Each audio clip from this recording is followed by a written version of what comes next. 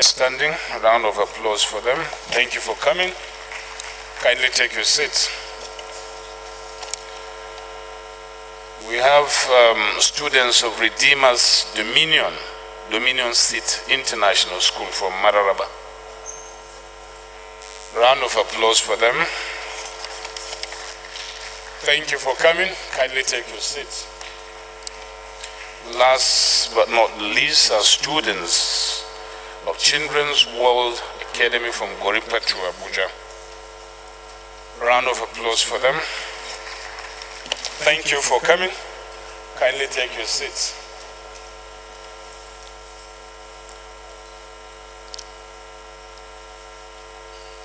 Honorable Obin Nachidoka, on behalf of himself and members of the House of Representatives Committee on Environment and Habitat, wish to very kindly invite all honorable colleagues to a one-day public hearing on the bill for an act to amend the Environmental Impact Assessment Act, Chapter E12, Laws of the Federation of Nigeria 2004, HBS 414 and 977, scheduled to hold as follows.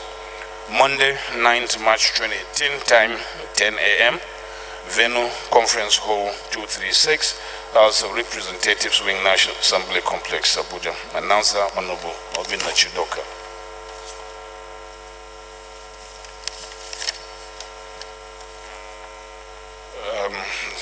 I have one more announcement to be taken by Honorable Adamudio Kamale. Honorable Kamale is not on the floor.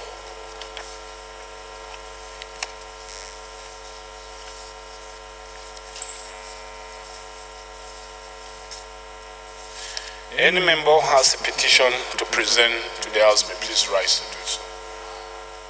Honorable Sergius. Thank you, Mr. Speaker. I am Sergius Ose Ogun. I represent the Southeast, the Northeast, and I'm from Edo State. Mr. Speaker, I have two petitions from my constituency, and I'll crave the indulgence of Mr. Speaker to take them together.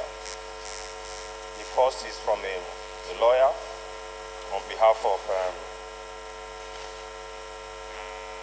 Ilushi, Uboha, Oria, Uzea, Novolo, and other communities in the Southeast, crying for justice to save and rescue the collapse of electricity supply and continuing outrageous electricity bills which are maliciously and vexatiously ousted by Benin Electricity Distribution Company. And the second one, basically the same topic, the same title, also a lawyer representing J.A. Onoimion Milen, writing on behalf of communities in the Northeast local government, particularly Amedo Shane, Fandion, Evoyi, Onewa, Ubirumu, Inuromi, and Uzea. So I will seek the permission of Mr. Speaker to lay the petitions. Please proceed and lay the petition. Honorable Golu. Thank you, Honorable Speaker, honorable colleagues. My name is Honorable Golu Timothy Simon. I represent Panshin, Kanki, Kana Federal Constituency of Plateau State. Mr. Speaker, I have a petition from one of my constituents, Mr. Woglum Adamu Abubakar. He is petitioning the illegal stoppage of his salary and subsequent termination by the Federal College of Education, or CLA, Abeokuta. Mr. Speaker, the petitioner is seeking the intervention of this House so that justice can be done to him. With your permission, may I lay the petition on the table, sir. Please proceed and lay the petition. Honorable Afe will be the last petition presenter for today. Honorable Mr. Speaker, distinguished colleagues, my name is Afe Olowokere. I represent Akure North and South Federal Constituency of Ondo State. I have a petition on behalf of a member from my constituency on non-payment of outstanding medical bills due by the defunct power holding company, now Nigeria Electricity Security Liability Management Limited. This man has worked for Power Holding and is being owed about 20 million, which he wants this Honorable House to intervene so that he could be paid his outstanding bill. So I crave the indulgence of Mr. Speaker to relay this petition. Please proceed and lay the petition. All petitions referred to Committee on Public Petition. Point of order from Honorable I.D. Gyang. Thank you, Mr. Speaker. I am Representative I.D. Gyang, the beneficiary and custodian of the mandate of the people of Bariki Ladi, Riom Federal Constituency. I'm from Plateau State. Mr. Speaker, honorable colleagues, I rise this morning to raise a motion on a matter of urgent public importance on the resurgence of violent attacks and killings in Plateau State and the implications on national security. I'm raising this motion under Order 8, Rule 4 and 7, and do request that the matter be considered urgent and the House kindly consider that the rules be set aside to enable us to take this motion this morning. Thank you, Mr. Speaker. Seconded to the first limb of the motion, the matter be considered urgent. Honorable Garba Chedi. Thank you very much, Mr. Speaker. My honorable colleagues, my name is Garba Chedi. I'm Manjulde, a member representing the good people of Baligas of Constituency. I am from Taraba State. I rise the first leg of the motion, raised by my colleague. I so second. Thank you. Those in favor of the motion say aye. Those against it say nay. Ayes have it. Secondly, Honorable Lam, additional. Thank you, Right Honorable Speaker. Adidakbo Lam Adeshino. I represent the very good people of Ibadan, Southeast and Northeast Federal Constituency. I'm from Oyo State. I rise to second the second leg of the motion. I so second. Those in favor of the motion say aye. Those against it say nay. Ayes have it. Honorable I.D. Gyang, you can now move the motion. Thank you, Mr. Speaker. I rise again to present this motion on the resurgence of violent attacks and killings in Plateau State and implications on national security. This motion is by the Plateau Caucus involving Suleiman Yahya Kwande, Engineer Solomon Bulus Maren, Edward Yang Pojok, Timothy Golu, Benilar, and John Bulti Shakarau. The House notes with dismay the resurgence of violent attacks by herdsmen in Plateau State. The killings, rather than abate, are escalating. Concerned their colleagues that the attackers showed no respect to the President of the Federal Republic of Nigeria, President General Muhammadu Buhari, on his visit to Plateau State, such that while he was being hosted to a town hall meeting, communities in Bokos and Bassa local governments came under severe herdsmen attacks. Aware that there is a military-led operation, Safe Haven in Plateau State, that has the mandate of enforcing law and order and securing the lives and property of law-abiding citizens.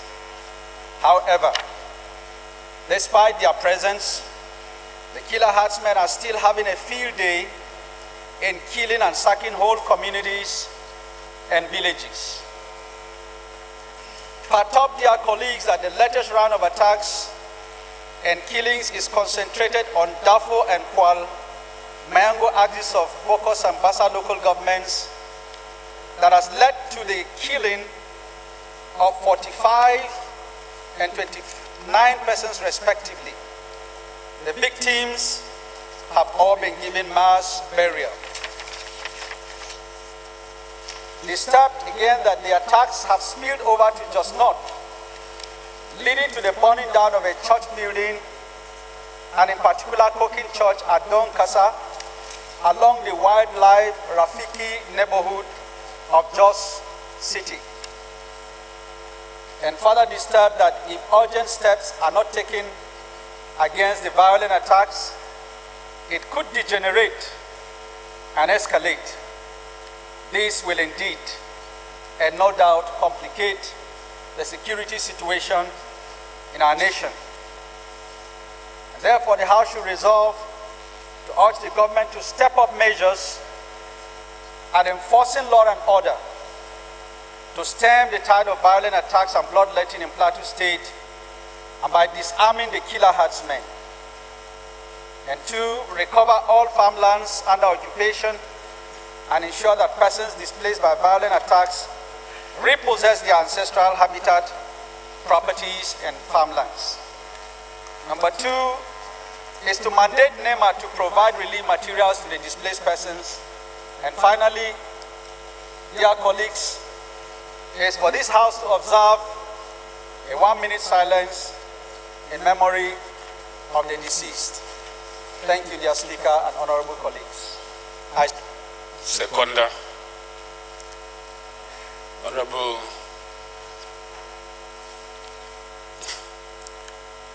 who is the Honorable seated close to Mahmoud, to Dose?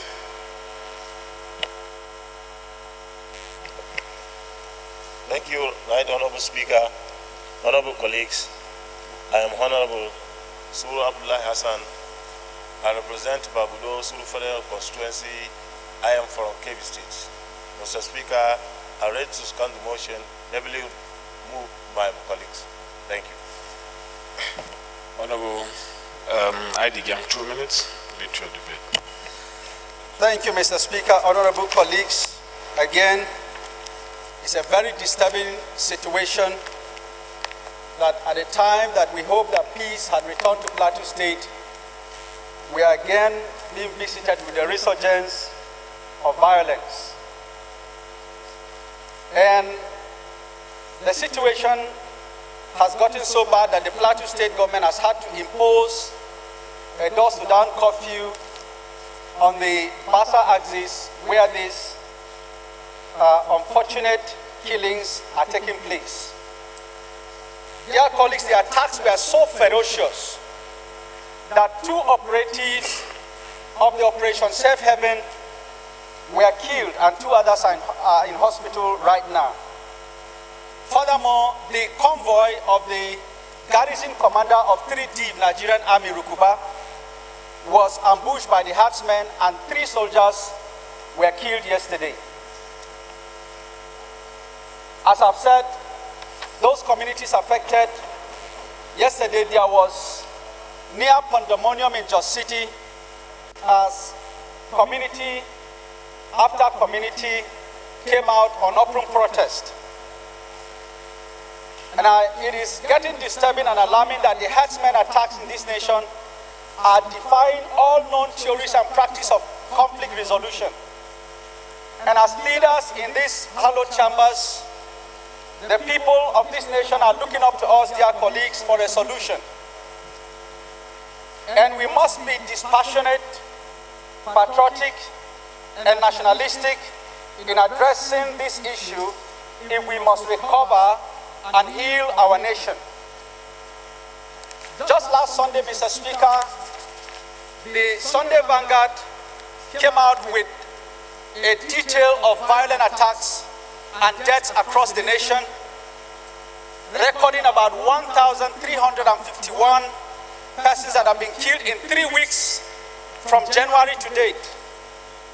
And the situation of violent attacks and insecurity is getting so serious in this nation, and I'm urging our colleagues that we must insist that violence must never be an option in resolving conflicts. And we must respect the sanctity of lives, and we should place value on human lives and stop the killings. This is our plea, this is our cry, and this is our demand, Mr. Speaker. And I urge all honorable colleagues here to say no to the killings in Plateau State, no to the killings across Nigeria, so that we can have a safe nation, and indeed that government will live up to its responsibility, the constitutional responsibility to secure lives and citizens, which is the primary responsibility of government and governance. Thank you, Mr. Speaker and honorable colleagues. Okay, we've taken similar motions in the past, and we have already constituted a high-powered committee to look into these issues. I'll put a caution, and then we'll refer the matter to that high-powered committee. So those in favor of the motion say aye. Those against it say nay. Ayes have it. Matter is referred to our Committee on National Security. Honorable Sunday Karimi, point of order. Quickly. Thank you, Mr. Speaker. My colleagues, my name is Karimi Sunday. I'm from Kogi State. I represent Yagba West, Yagba East, Mapamuro Federal Constituency. My colleagues, I come under matter of urgent public importance. Order 8, Rule 4. And the issue I'm bringing to this house this morning has to do with the fact that last week, the special advisor to the governor of Kogi State on security, while trying to clear some military wares at the airport, they asked him to produce end-user certificate.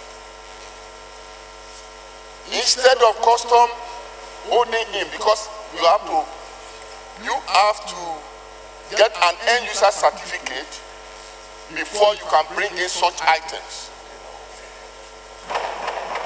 So this is the issue I want us to discuss this morning, and I want us to at least give me the right to discuss, to bring the motion now, because it's very urgent, so that other rules will be set aside for me so that we can take this motion today. Thank you.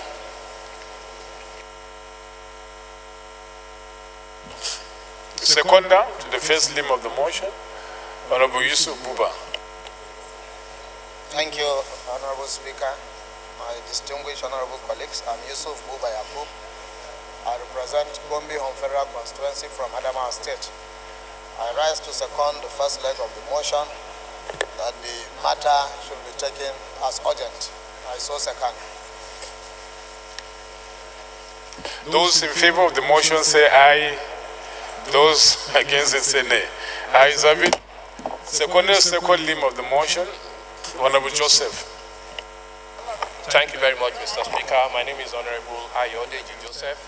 I represent Apapa Federal Constituency. I'm from Lagos State. I rise to second the second leg of the motion that all relevant rules be suspended so that we can take the motion. I so second. Those in favor of the motion say aye. Those against it say nay. Ayes have it. Honorable Karimi, please move the motion. Once again, thank you, Mr. Speaker, my colleague. My motion is on the urgent need to check the importation of firearms and military equipment into the country by politicians and private citizens. The House notes that by virtue of Section 14(2)(b) of the Constitution of the Federal Republic of Nigeria 1999, the security and welfare of the citizens is the central objective of government. The House further notes that by virtue of Section 4(2) of the Constitution, the National Assembly is empowered to make laws for the peace, order, and good governance of the Federation, or any part thereof, with respect to the matters included in the exclusive legislative list set out in Part 1 of the second schedule of the Constitution. aware that Section 217 of the Constitution of the Federal Republic of Nigeria establishes the armed forces of the Federal Republic of Nigeria and stipulates that it shall include the Army, Navy, Air Force, and such other armed forces that may be established by the National Assembly. Section 2172 thereof stipulates that the federations are subject to an act of the National Assembly made in that behalf, equip and maintain the armed forces. Section 318 defines the federation as the Federal Republic of Nigeria. Further aware that Section 218 confers upon the President the powers of the Commander-in-Chief of the Armed Forces of the Federation, and such powers shall include his powers to deploy troops. Cognizant that items 2, 17, 38, 45, 67, and 68 of the second schedule, part 1 of the 1999 Constitution as amended, exclusive legislative list, prescribe that arms, ammunition, explosives, defense, military, equipment and wares under the exclusive legislative list and matters within the exclusive reserve of the federal government and not state government, however buoyant or influential, have the power to procure arms, equipment, uniform, etc. for the military, nor have the power to delve into any matter within the exclusive legislative list. Concerned that only recently that the government of Kogi State imported 100 pieces of military camouflage, 26 pieces of military jungle boots, 20 pieces of plastic knives, 24 pieces of black bulletproof vest, 28 black boxing gloves, 28 pieces of active hunter bags, 40 pieces of training mats, 20 pieces of black batons, 100 pieces of black t-shirts, 31 pieces of protective glasses, 25 pieces of sunglasses, and 29 pieces of black uniform leg belts and etc. Concerned that the special advisor to the Kogi State Governor on Security, Mr. Jerry Omandara, was reported to have gone to the custom office in Abuja upon interception of the illegally imported items and told them that the item belonged to Kogi State government. The officers of the Nigerian custom present, instead of arresting him or questioning him for importation of military equipment, they asked him to go and produce end-user certificate. Disturbed that there have been reported cases of assassination and threat to lives of politicians and public officers who have expressed divergent political views from that of the governor. This includes the attempt on the life of Senator Dino Malaye, the violent destruction of empowerment program of Senator Gembe, and the murder in cold blood of the late Labour leader in Okeni, who criticized the state governor vehemently for non-payment of workers' salaries. Worried that the state government is owing several months of salary and recently commenced payment of quarterly salary as opposed to monthly salary, known to Nigerian labor law. Yet, the government is spending the meager resources of the state on importation of military hardware and exercise no private citizen or state government is constitutionally empowered to do.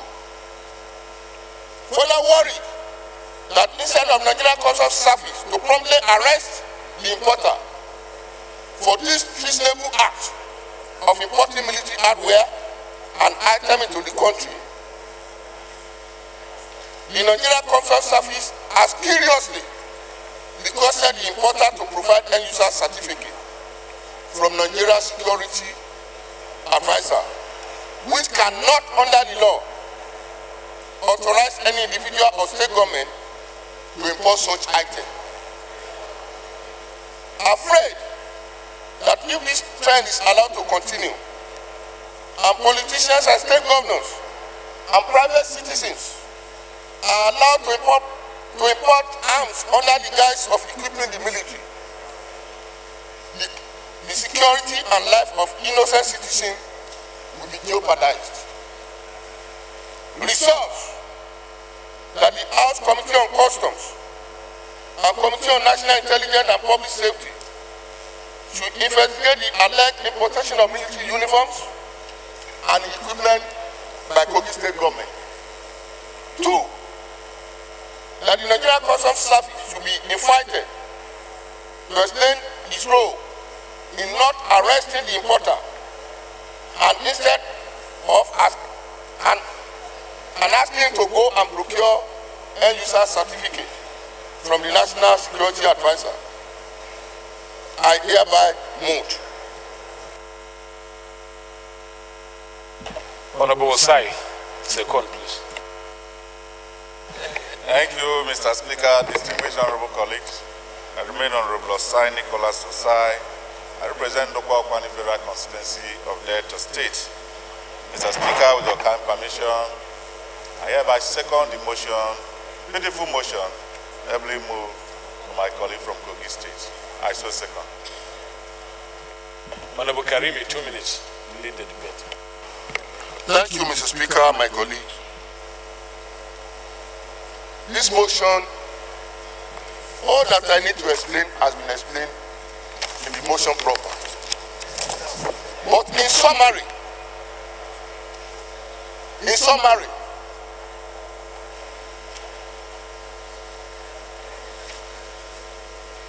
the life of ordinary citizens of Kogi State like me and very many others, our lives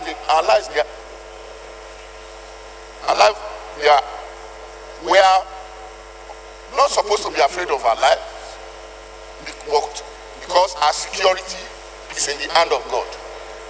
But we need to be very careful. I said something in the body of the motion. The labor leader in Kogi State, who was in the forefront, the labor movement criticized the governor for not paying salaries. And after 5 a.m. prayer, the Muslim prayer, the man was accosted to his house and was murdered in cold blood. With someone was with him, they took the life of both of them. Up to today, nothing has been said about it. They have not been able to produce those that killed the man. What has the man done wrongly? For daring to criticize the governor for not paying workers' salary. If you ask me, is my life not at stake talking to you in this way?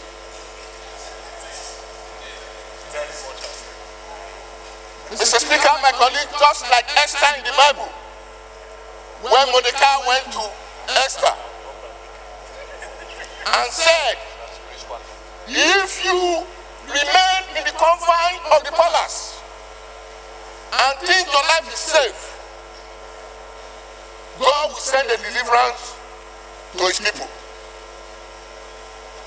But Esther stood up and said, if I perish, I perish.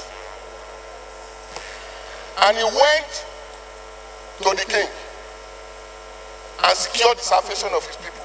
The life of the citizens of Kogi State is at stake. If we sit at the comfort of this palace, if we sit at the comfort of the villa and leave the people of Kogi State alone, God will send a deliverer to his people. Thank you. Honorable Hassan.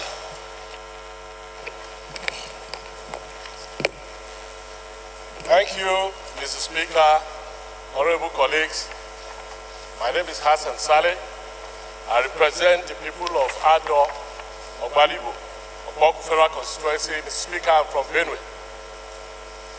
Mr. Speaker, I rise to wholeheartedly support the motion that has been moved by Honorable Sunday Karimi. Mr. Speaker, the problem we are facing in this country today has to do with security.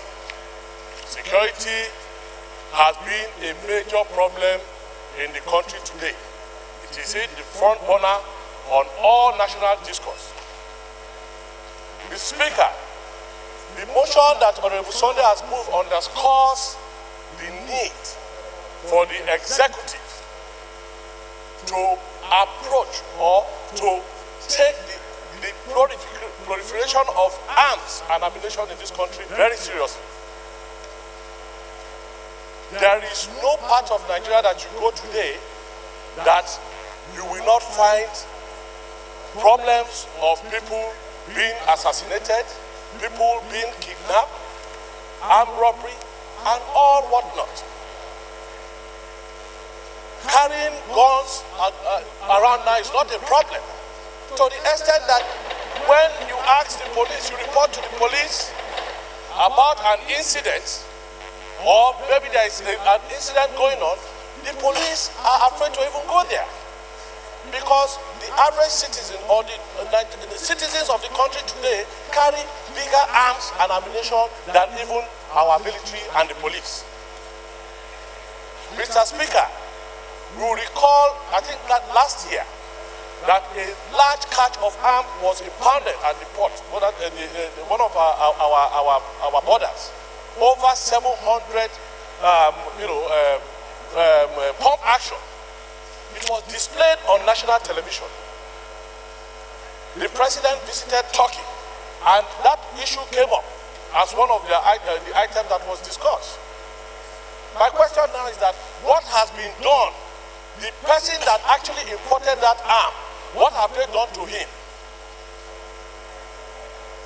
If you go to the Niger Delta, that is almost like a war zone. The north is the same, north central the same. So why are we blaming the headsmen? Why are we blaming the headsmen? Because everybody has access to carry any kind of gun. Then those that are charged with the responsibility of bearing arms can't even carry arms. You see policemen working with bounty. How are they going to fight crime with ordinary bounty? I am not from Kogi State, but from this motion, I think it is a dangerous trend. We are Nigerians, and when it happens tomorrow, I don't think they will begin to isolate whether somebody is from Igbira or one is from Igala. Mr. Speaker, the issue of security is becoming a very perennial issue in this country. We must do something about it. I spoke 2 or 3 days ago here. This place is becoming a talk show. Mr. Speaker, you promised me last week that there was a high-powered delegation from the National Assembly or from the House of Reps to go to Benue. Well, only God knows what they are going to recommend and how they are going to solve the problem in Benue. And the stories are abound everywhere. We have the military. What is are they supposed to be involved in internal skirmishes here and there? So we must, as a house, please do something about this thing. If it means that we are going to be discussing this every day, we have to continue to drum it in the ears of the executive. We have to do something. Otherwise, one day we will come here, the Nigerians will just drive us away from this place. So I want to crave the indulgence of this house. We must support this motion. We must begin to even call the state governors to order. Yes, we don't have the mandate to control them, but we should be able to talk to them. We cannot afford to have irresponsible people to govern us in this country. So on that note, Mr. Speaker, I want to beg all of us to support this motion, and please, the prayers must be followed through. I so submit, Mr. Speaker. I'll take two more. The matter is investigative and we'll close the debate. I'll take Honorable Nenna from here and then Femi from the other row. And then we'll close the debate.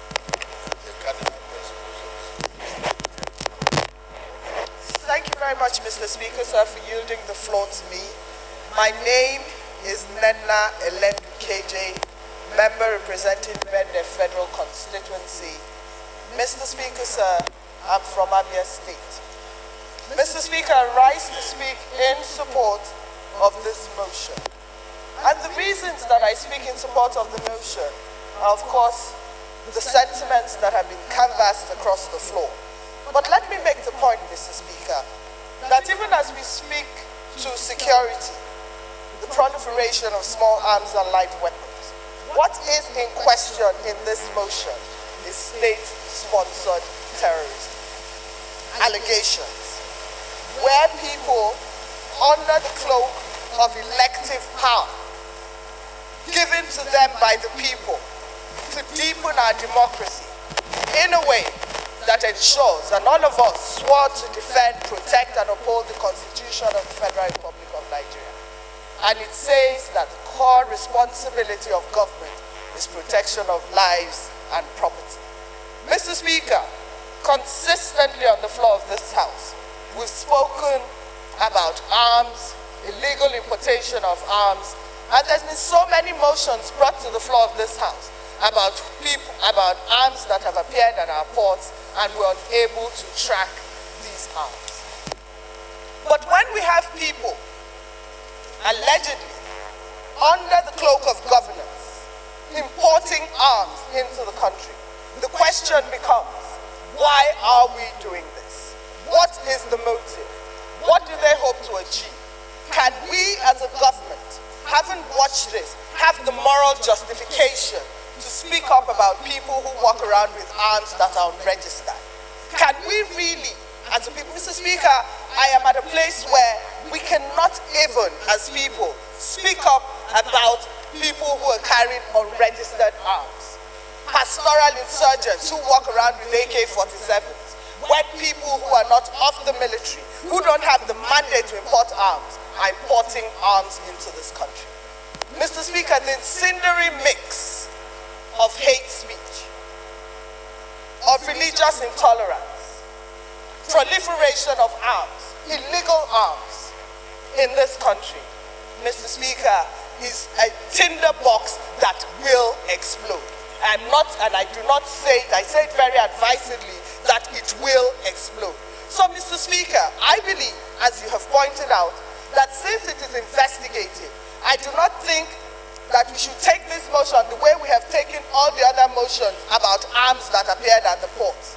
That this one should be taken even more seriously because the allegations are of state-sponsored terrorism, state-sponsored illegal proliferation of small arms and light weapons, state-sponsored arming and forming of illegal militia to fight the state. Mr. Speaker, things like this are capable of threatening our hard-fought, hard-earned, and hard-won democracy.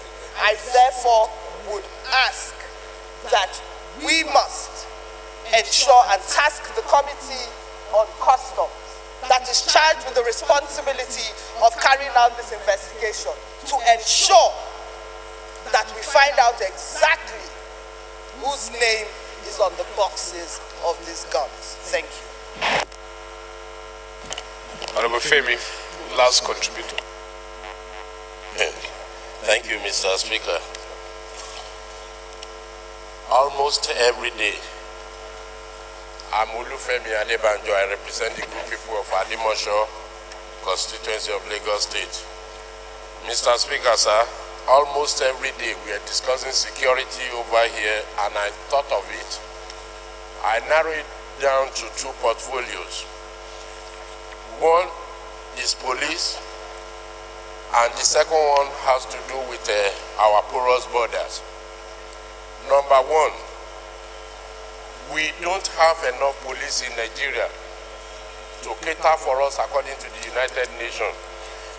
The United Nations recommended a policeman per 400 people. A policeman in Nigeria, I think, is about 10,000. Apart from that, the policemen that we have in each state, I'm sure the state is taking care of the policemen more than the federal government. Each one of us can ask ourselves the question, how many vehicles does the federal government bought for the police in your state? In Lagos State, we bought hundreds, thousands of vehicles every year for police to be mobile.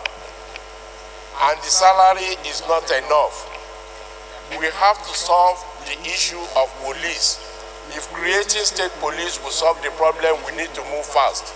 And the house can be at the front of the police, of the state police. The second one is our border. We are not manufacturing guns in Nigeria. The countries that are manufacturing guns like United States, like South Africa, they use guns to kill their people. In Nigeria, we are not manufacturing guns, but our borders are very porous. They come in with the ship, the guns, and they come through the land borders. All these guns that are coming into Nigeria, they are using it to kill our people. And we need to man our border. We need to talk to our customs. We need to talk to our immigration to do the correction. The police must be at the forefront to use the guns to prevent people from being violent day in and day out. I support this motion and I pray that the House will move on state policing. Thank you. So put the question. Those in favor of the motion say aye. Those against it say nay. Ayes have it. Honorable ID Gang's motion, there was a prayer that will observe a minute's silence in honor of those who lost their lives in the unfortunate crisis that's engulfed the Plateau State. So, honorable colleagues, may we rise to observe a minute's silence.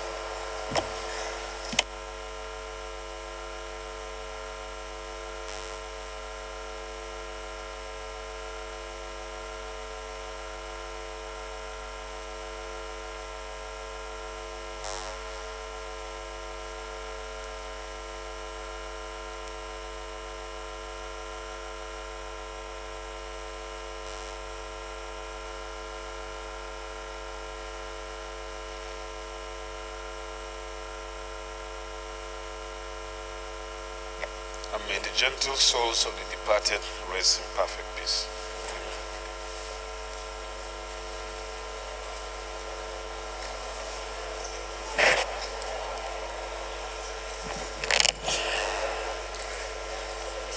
Honorable members, first business of the day's presentation report of Conference Committee on the Bill for an Act to ensure full integration of persons with disabilities into the society and establish a national commission and vested with responsibilities for their education, health care, social, economic and civil rights and for related matters, standing in the name of Honorable E.Y. Okejev. Honorable Okejev is now invited to present it. Silence, please. All the honorable members, please take your seats. Please. Silence, please. Please, take your seats, please. Thank you, Mr. Speaker. Okay, Jeff. I represent the good people of Burugu, Maria College. I'm from Benue State.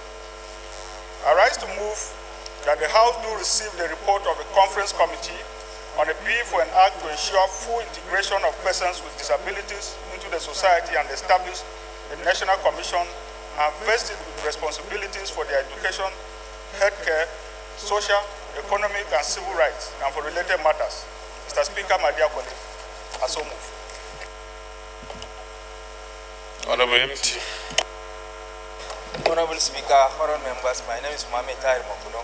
I represent Marche Monguno, Gaza Federal Constituency of Borno State. I hereby second the motion as ably moved by Chairman Rules and Business. Those in favor of the motion say aye.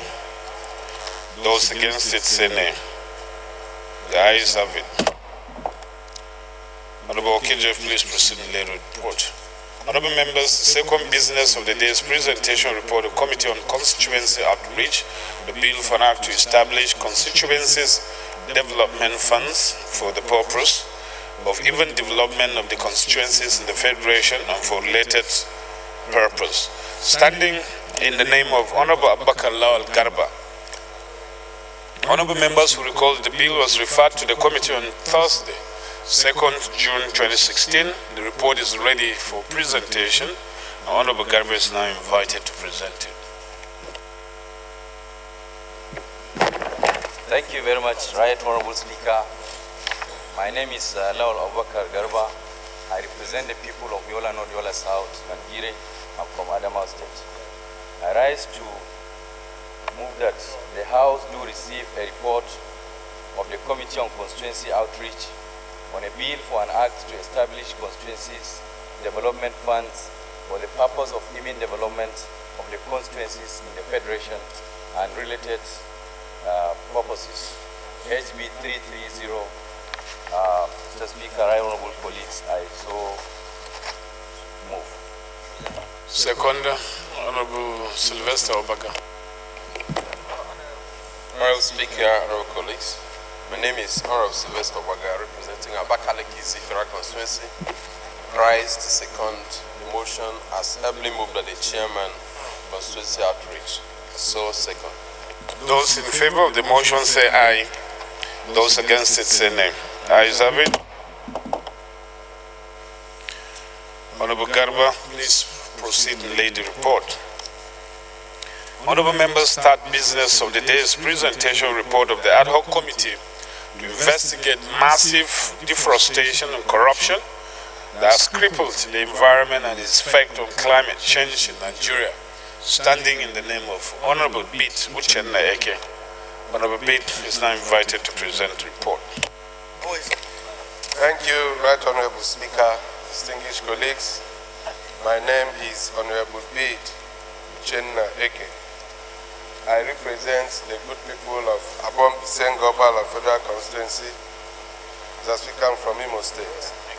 I rise to move that the House do receive the report of the ad hoc committee to investigate massive deforestation and corruption that has crippled the environment and its effect on climate change in Nigeria. I so move, Mr. Speaker. Honorable Bambose. Thank you, Mr. Speaker. Distinguished colleague, I am Honorable Bamboshe Hotoyo Joseph. I represent Badagry Federal Constituency. I'm from the state of Excellence, Lagos State. I rise to second the motion has been moved by Honorable Bede for the report to be submitted. I so move. Second. Thank you. Those in favor of the motion say aye. Those against it say nay. Ayes have it. Honorable BDK, please proceed and lay the report.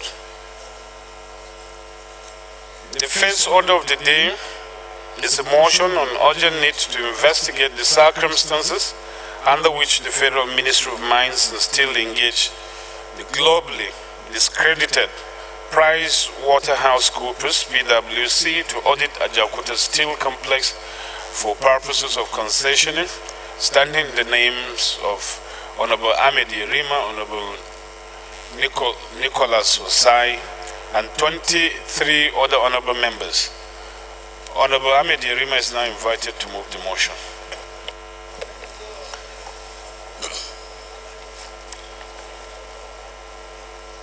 My name is Honorable Ahmed Yerima. I am representing Misau Damba Federal Constituency. I am from Bauchi State. Urgent need to investigate the circumstances under which the Federal Ministry of Mines and Steel engaged the globally discredited PricewaterhouseCoopers to audit Ajaokuta Steel Complex for purposes of concessioning. Mr. Speaker, sir, my distinguished honorable members, aware that the Minister of Mines and State Development, Dr. Kayode Fayemi, recently announced, and it was widely published, that Ajaokuta Steel Company will be concessioned after ongoing audit. Further aware that the audit of Ajakuta Steel Company is being undertaken by PricewaterhouseCoopers, a globally discredited firm, having been sanctioned in India with a 2-year ban for infraction of over $1 billion. Also sanctioned in Brazil, for which it paid $50 million as fine. Also fined $225 million and $25 million respectively as fine to Tyco shareholders in the United States, and also to Bank of Tokyo Mitsubishi, where it was implicated in money laundering for Iran, Sudan, and Myanmar. These countries were blacklisted for roles in terrorism and human rights abuses, among other infractions and irregularities in their operations, which has left its reputation in tatters. Also concerned by the allegation of the PricewaterhouseCoopers was informally engaged by Global Steel to assist and advise them on how to recover Ajakuta Steel Company and National Iron Ore Company NAMCO Itape from the federal government of Nigeria since 2012 at the onset of the negotiations. Worried by the apparent action of the Minister of Mines and State Development in engaging a company whose... Order. Please, honorable members, please, Honorable Bijabi, Honorable Yinka, please take your seat. Worried by the apparent action of the Minister of Mines and Steel Development in engaging a company whose antecedents may suggest that they are Musa, please resume your seat. To audit and prepare reports which may skew the outcome thereof in a preperceived manner in favor of parties which the minister may have lined up, which may represent the interests of their former clients. Also concern the Bureau of Public Enterprises, BPE, and the Infrastructure Concession Regulatory Commission, both mandated by law. Under the Infrastructure Concession Regulatory Commission, established Act 2005, and the Public Enterprises Privatization and Commercialization Act 2004, respectively, have not been involved or engaged in the audit and concession process adopted by the Honorable Minister of Mines and State Development. Outraged by the Honorable Minister of Mines and Steel, Kayode Fayemi, also appointed as Ajakuta Transaction Advisor, Greenwich Trust Limited, headed by the wife of his political mentor, without the input of the BPE or the ICRC, and turn around to discard other options suggested by the company other than concessioning. Disturbed by the insistent and presumptive posture of the Minister of Mines and State Development, Chairman Finance, please. Chair Finance, please take your seat. To concession Ajakuta Steel Company to an apparently predetermined company because of his claim that the reputable companies have lined up as concessionaires despite the failure of the two previous concession attempts in 2003 to Solgas Energy of the United States and in 2004 to Global Infrastructure Nigeria Limited, an Indian company. Alarmed that the Honorable Minister of Mines and Steel claimed the government cannot spend a dime or a kobo more on Ajakuta Steel Complex, which is already spending 2 billion naira for the concession and process in the context of a situation where Nigeria spends over $3.5 billion on importation of steel-related products annually. Also worried that almost 2 years since NAMCO Itape was again handed over to the Global Steel in the so-called modified concession agreement for 7 years period with an option of additional 10 years. The plant, which is integrated with Ajakuta Steel Complex, has remained moribund, which signposts the likely failure of yet another concession. Mr. Speaker, sir, honorable members, here to resolve that expand the mandate of the ad hoc committee on Ajakuta Steel Complex to include the urgent consideration of the possibility of the bill for an act to provide for the completion of Ajakuta Steel Company and prohibit the concession thereof prior to its completion. Also expand the mandate of the ad hoc committee on Ajakuta Steel Complex to further inquire into why Mr. Kayode Fayemi engaged a globally discredited firm, PricewaterhouseCoopers, in auditing Ajakuta Steel Complex without due process, in spite of the fact that the firm is neck deep in promoting corruption and has been so indicted and punished in many jurisdictions. Expand the mandate of the ADEC committee to inquire into the nature of the conflict of interest that may have arisen on the account of Mr. Kayode Fayemi, appointed a firm, Greenwich Trust Limited, headed by the wife of his political mentor, to serve as transaction advisor for Ajakuta without the due process. Finally, request the President of the Federal Republic of Nigeria, Muhammadu Buhari, GCFR, to stop the Honorable Minister of Mine and Steel, Honorable Kayode Fayemi, from proceeding further with the concession process of Ajakuta Steel Complex pending on a review audit by the House of Representatives in the interests of the national economy and the anti-corruption fight of Mr. President Muhammadu Buhari.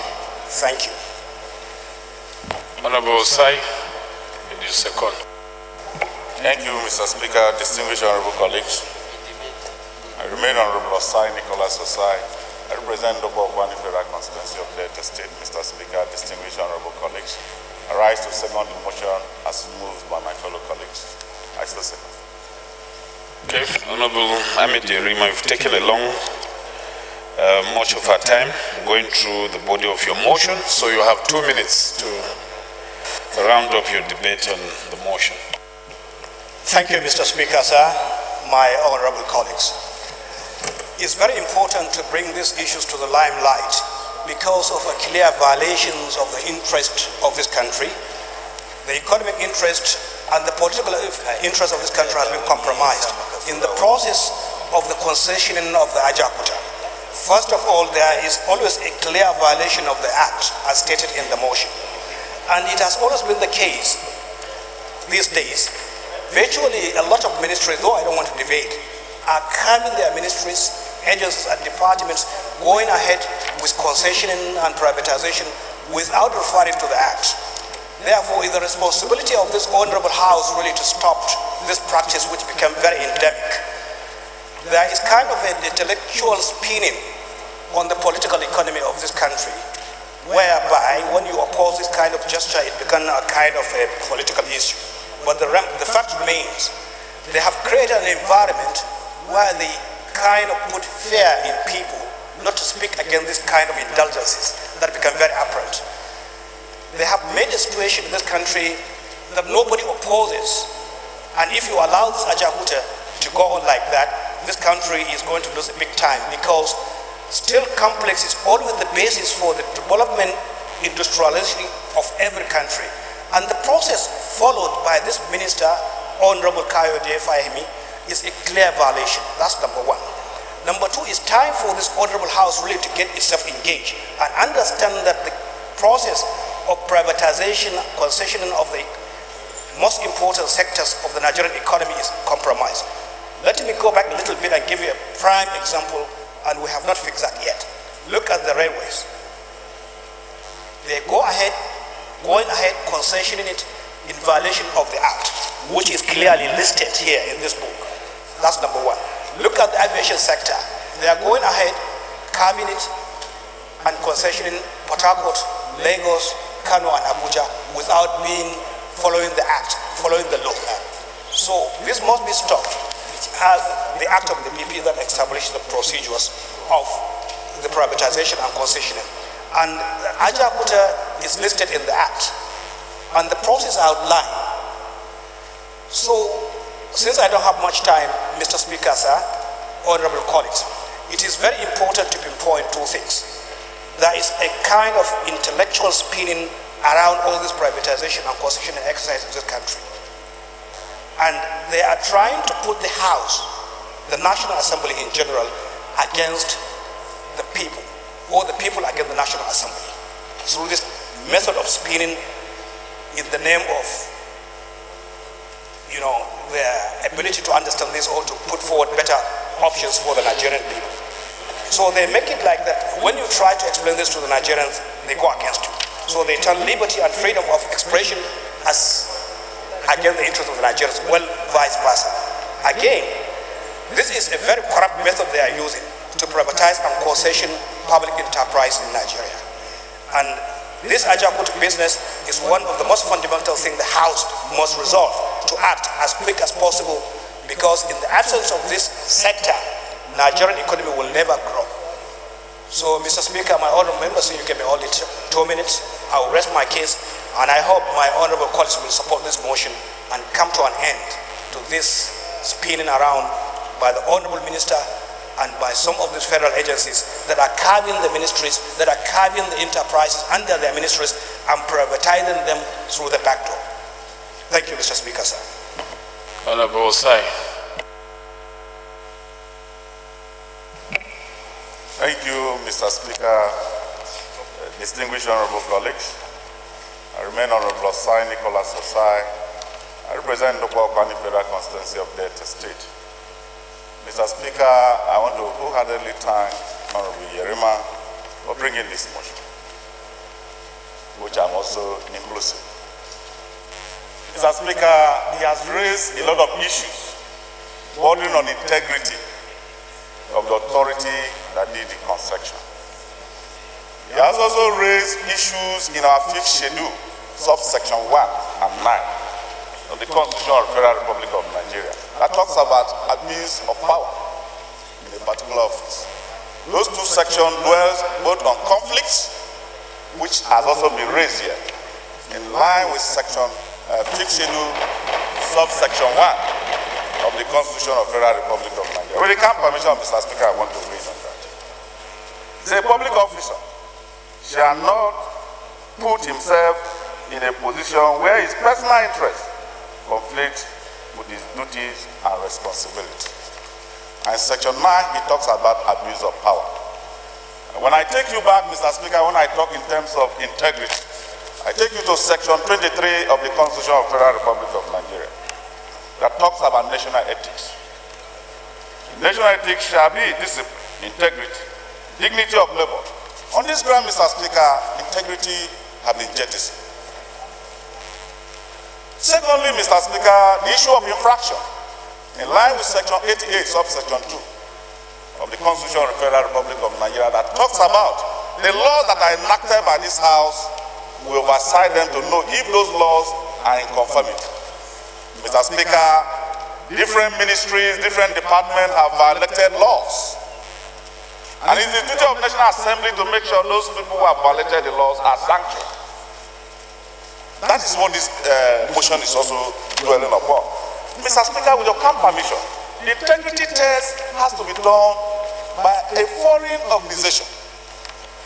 Now, Mr. Speaker, when you look at the first arm of the motion, it says, further aware that the audit of a nuclear steel company is being undertaken by PricewaterhouseCoopers, a global discredited organization. Discredited in India, discredited in United Kingdom, discredited in United States, discredited in Turkey, discredited in Brazil. Mr. Speaker, with a lot of amount fine against this organization. And somebody in position of authority as Minister of the Federal Republic of Nigeria do not do due diligence in terms of check. To know that such organization cannot be awarded anything. It calls to question. Mr. Speaker, you remember that this very fellow, this very Minister of the Federal Republic of Nigeria was once touted as a Nadeco engine room that bears integrity. And he came to power with that, good as an integrity man. And with what we have seen in this motion, Mr. Speaker, the integrity has to be questioned. Mr. Speaker, when you look at also the other aspects of, outrage that the Honorable Minister of Mines and Power, Kayode Fayemi, also appointed as Ajokute Transaction Advisor, Greenwich Trust Limited, headed by the wife of his political mentor. Mr. Speaker, it calls to question. That is the issues that we're talking about in line with 5th schedule of the Constitution of the Federal Republic of Nigeria. Mr. Speaker, distinguished honorable colleagues, when you go, he's a man that says that a Jokute steel company cannot be bring to life. Now, Mr. Speaker, if we cannot bring a Jokute steel mill to life, 2 billion naira have been spent in that regard. 2 billion have been spent. in that regard. And now that 2 billion was enough, or even to the extent to revive Ajokuta Steel Development Company. Mr. Speaker, distinguished honorable colleagues, I go further. Mr. Speaker, distinguished honorable colleagues. We looked at other aspects of this motion. And that's why I have to thank Yerima for bringing this motion. Mr. Speaker, the House must see to it that these motions come and it will be well investigated in line with Section 88 of the Constitution of the Federal Republic of Nigeria. And I urge all of us, as I have already urged myself, to support this motion with the speed of light. Honorable MS. 20 trillion. Thank you, Mr. Speaker. I am Honorable Dr. Muhammad Sani Abdu, Al-Kalirikir Federal Constituency. I'm from Bauchi State. Mr. Speaker, I stand patriotically to support this very, very important motion regarding the backbone of our industrialization, the Ajakuta Steel Company. Sir, I want to seek your indulgence to read in part 2 paragraphs of a document which has been studied and researched by a very, very erstwhile organization, an institute for legislative and democratic studies, where it says, and I am doing it with a lot of sense of responsibility, to show the importance of Ajakuta to the Nigerian economy so that we know what we are debating.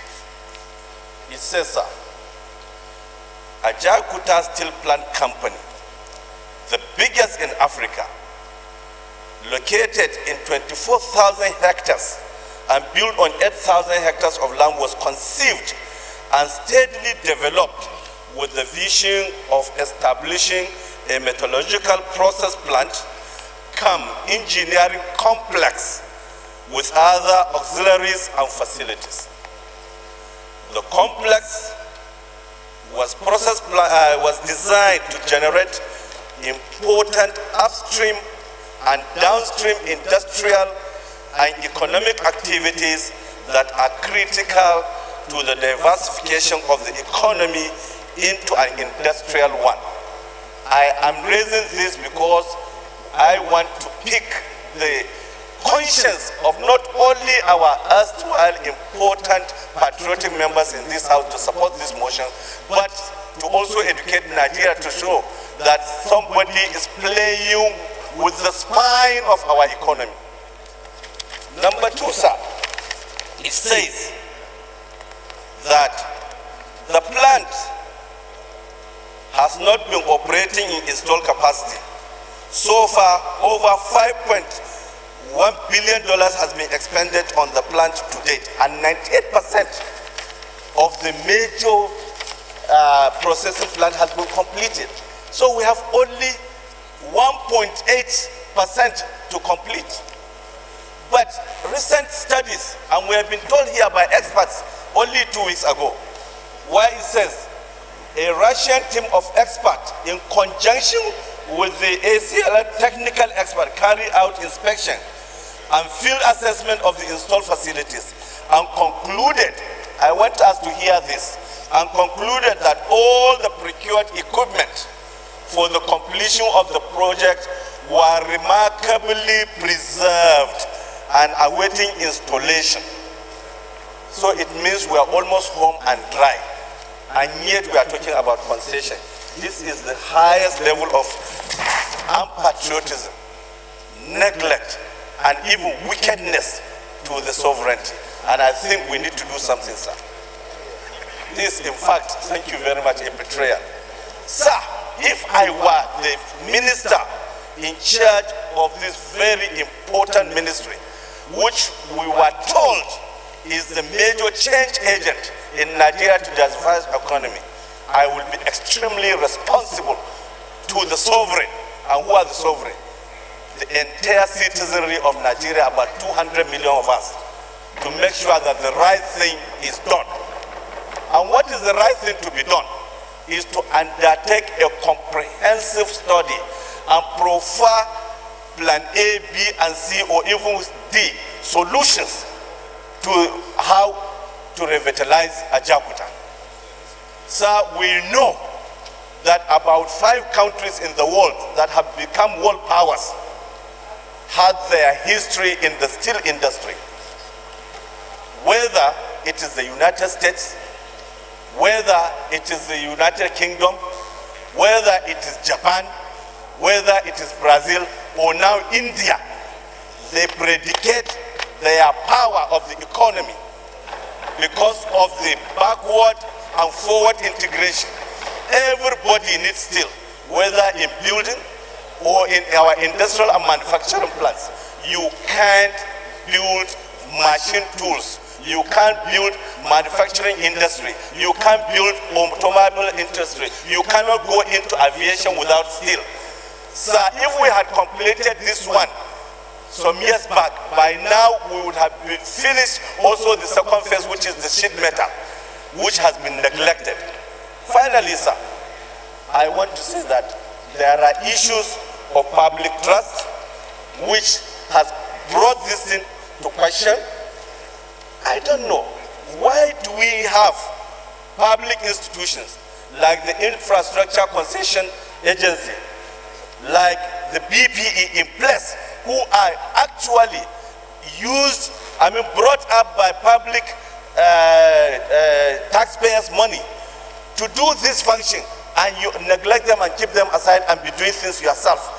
I think there is something wrong. There is issue of transparency, there is issue of probity, there is issue of even patriotism, which this house must take up to responsibility, and that's why the entire prayers should even be more expanded to make sure that we get to the bottom of the problem, and we cannot, as I said earlier 2 weeks ago, play with our commonwealth, sovereign commonwealth.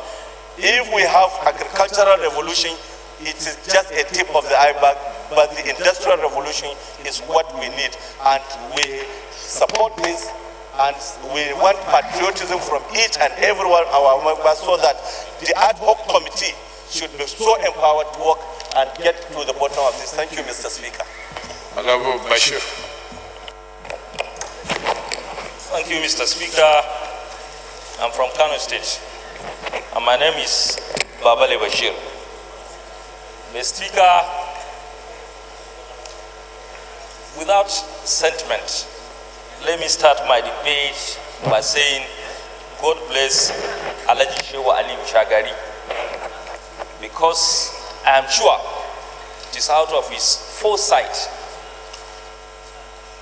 that we have Ajaokuta today, which we are debating after 39 years. Mr. Speaker, sometime in 2013, if I may recall, we had a similar debate, somehow similar debate with regard to this Ajaokuta, whereby leaders from Kogi and people who are sponsored by Nigerian government to study abroad, which many of them are now professors, appeared before the committee. Many of them were shedding tears. Shedding tears that, in the sense that Nigeria invested so much on them, but the opportunity is not given to them to pay back. Many of them left with the promise that if the opportunity is given to them, they can turn around Ajaokuta. Mr. Speaker, honorable colleagues, for me, the success of many enterprises is not counted by Naira and Kobo, or the balance in the account book of an accountant. In some cases, you need to look at other indices, the indices of social security, the indices of economic viability. Mr. Speaker, honorable colleagues, we are talking of steel development after 39 years. And here the minister, he said they don't want to repeat similar mistake of the past government. And this is a government which we promise people change, that we will fight against corruption.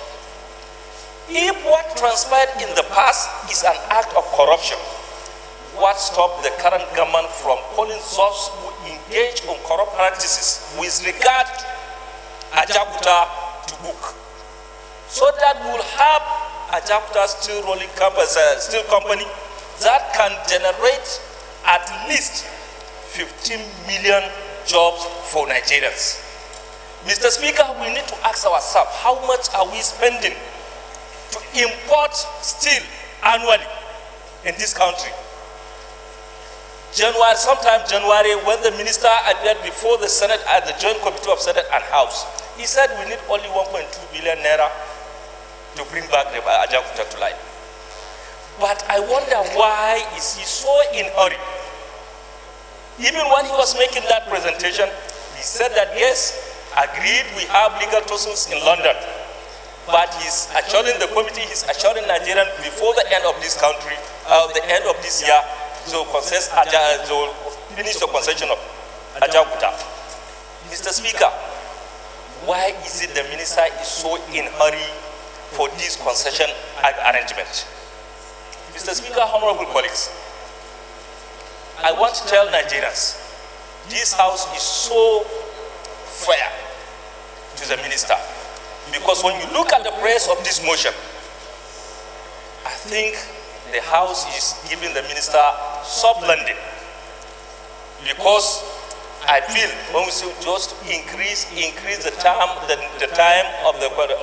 committee, we are giving the minister a chance to come and present himself to Nigerians. Mr. Speaker, honorable colleague, we need to be patriotic enough to make sure that whatever we do it for the betterment of Nigerians. Yes, we are occupying position today. If we lose this position today, God will provide another. But it will be a record that it is in this great chamber we turn the fortune of Nigerians with regard to steel development. So I urge honorable colleagues to support this motion in total, because this is a motion that will provide support to Nigerians.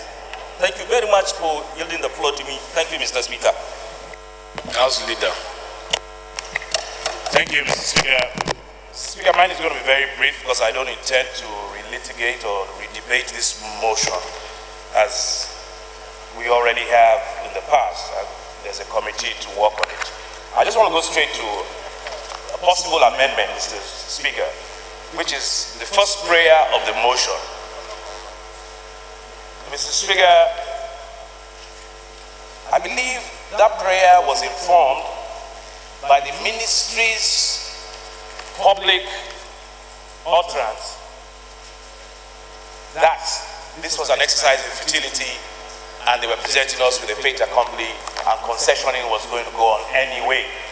And I believe the ministry may have said that because they believe that our motions and our resolutions do not necessarily have the force of law and they may only be persuasive. So I commend the drafters of this motion for trying to actually give it legal teeth by asking that a bill come up to prohibit and stop the issue of concessioning. But I'm looking at it, when I say an amendment, the fact that concessioning is already in the Privatization Act, the Ajakuta concession is already in the Amendment Act. If we now have a subsequent bill, then that can be open to interpretation that which one has more force. There's already the two conflicting bills. So what I'm amending, what I'm seeking to amend is that prayer to now, instead of a fresh bill, or together with a fresh bill, for us to make it, to give it even more teeth, is to actually amend the Privatization Act and actually remove Ajakuta Steel from the listing, and therefore, once that is done, you cannot concession. It's not part of the concession. And the amendment, I think, will also even be faster. And then we can also subsequently, or very pursue, like we say, at the same time, have a bill that specifically prohibits the concessioning of Ajakuta Steel. So the amendment of this act is very important, and that can be done right away, even without the ad hoc committee, sitting. Thank you, Mr. Speaker. Rules of business. Thank you, Mr. Speaker. Okay, Jeff. I represent the good people of Buruku. My dear colleagues, I'm from Plenary. Mr. Speaker, I agree so that we set up another committee to investigate. In investigating not just the concessioning, but the entire route in Ajaokuta. When we met here 2 weeks back, and we've been briefed by the experts, they told us that about 98% has been completed. My dear colleagues, if we don't take time, you discover that many years down the line, they will tell you that it's no longer 98% that has been completed. On the night following the day that we met here, some 8 trailer, long vehicles, trailers, were caught, arrested within the premises of Ajaokuta, trying to cut away some precious materials within Ajaokuta. As we speak, the people are still being detained. The trailers are still within the premises of Ajaokuta. So a lot is going on. I'm sure that at the end of this investigation, we will pay debt more than just the issue of concession. So I agree entirely that we should look into the investigation should take on broader than even the prayers of this motion, which is just about concessioning. A lot that is going on there, Mr. Speaker. Thank you. Honorable Abdul Samad. Thank you, Right Honorable Speaker, my colleagues. I'm Abdul Samad Dasuki, representing Kebetamboal from Sokoto State. Honorable Speaker, honorable colleagues, a lot has been said about this motion, which I totally agree and totally concur. And I'll also be very brief and highlight something which is very important, which I strongly believe is in violation of the Constitution of the Federal Republic of Nigeria. Honorable Speaker, honorable colleagues, if you remember very well, the Minister of Mines and Steel promised us something. He promised Nigerians that he is going to have a diligent, unbiased, free, fair, and credible concessioning of Ajaokuta Steel Company. But honorable Speaker, honorable colleagues, from the content of the motion, you can see a clear violation of all that he said. Mr. Speaker, honorable colleagues, another thing that I need to highlight here before my colleagues on the floor here to Nigerians is that there is another conflict of interest which was not captured here, which I want to bring the attention of this House. Honorable colleagues, when this honorable minister was the governor of Ekiti State, this same company that we are accusing, Greenwich, is the same company that the honorable minister engaged in the 25 billion bond for Ekiti State. So, honorable colleagues, you can see there's a clear violation of constitution here. There's a conflict of interest. The same company that the minister engaged as a governor is the same. The company might be competent to do that, but for you to keep engaging the same company over and over and over again without due diligence, Mr. Speaker, honorable colleagues, I think this is the height of corruption. This is what we claim to be fighting, but it's other way around. So, honorable colleagues, I think putting that into consideration, I would like all of us to support this bill and make sure that we give emphasis to amending the law like the honorable leader has said. Thank you, honorable Speaker. Thank you, honorable colleagues. Move to this row, we'll come back there. Honorable Shehu Shabir. Thank you very much, Mr. Speaker. Aminu Shehu Shagari. I represent Tiabu Shagari constituency in Sokoto State. I rise to lend my voice to support this very important motion. But just to leverage on what the leader has said, that the best way is to amend the Privatization Act so that we remove Ajaokuta Steel from. But I say he has let the cat out of the bag. I hope we don't see an injunction preventing us from doing that. But having said that, on the importance of Ajaokuta, someone has opined in 2011 that if we don't finish Ajaokuta Steel Complex by 2020, forget about being among the 20 most developed nations by 2020. You may not even make 50 most developed nations by the year 2050. To that I say, God forbid bad thing, because we have already passed 2015, and by the grace of God, we shall get there. On the privatization of this very important sector of our economy, I say that a technical audit was done in 2014, if I'm not mistaken, by Messrs. Ribro. This is a company that has been formed of the original people that built Ajakuta, who happen to be Ukrainians now. They are not Russians, mind you, as generally believed. They were Russians before the breakup of Russia. But now that Russia broke up, they fell into Ukraine. And they are the people that have the original manuscript, the real blueprint of Ajakuta. And they are the only people that can do the technical audit of this huge complex. So let us not make the mistake of giving it to some other people that don't know what is there.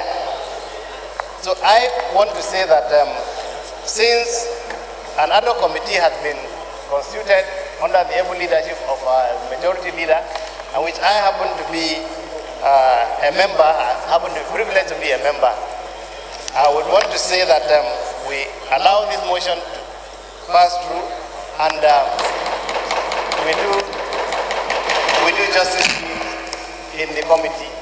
Thank you very much, Mr. Silence, please. Honorable Pojok, but please let's try and confine our debate to the real subject matter of the motion, which is the engaging a globally discredited firm to audit the Ajakuta Steel Company. Thank you, Mr. Speaker, honorable colleagues. Mr. Speaker, my name is Edward Pojok. I represent the South, the East of Plateau State. Mr. Speaker, while agreeing with you, however, there is a very salient, fundamental point that has been raised by the leader of the House, and I think we need to tackle that matter. Mr. Speaker, on whether or not to amend Prayer 1 with regards to the issue of delisting Ajakuta from the Privatization Act, Mr. Speaker, I will this time around beg to disagree with the leader of the House. And my reason is this. Mr. Speaker, if you look at Prayer 1, Prayer 1 is in line with Section 88, Subsection 2 of the Constitution, which, Mr. Speaker, says that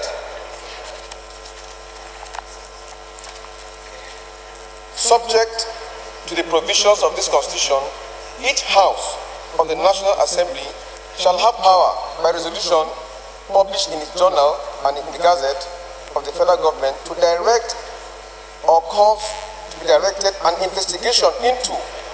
Then 2 says, the powers conferred on the National Assembly under the provisions of this section are exercisable only for the purpose of enabling it to A, make laws with respect to any matter within its legislative competence and or correct any defect in existing law. Mr. Speaker, this is my starting point. Mr. Speaker, if you look at Prayer 1, it is aimed at curing a defect in what has been done by the federal government. If the minister himself could boastfully say, well, we have already no concession, then Prayer 1 is aimed at tackling that. Because by Prayer 1, when the ad hoc committee completes its assignment, then we will be enriched. We will further get the input of technocrats as to how we will now enact a law of this parliament to ensure that we complete the 2% which the experts told us has not been done. Mr. Speaker, I also want to even propose an amendment by way of an additional prayer. Some of our colleagues have said there should be an additional prayer.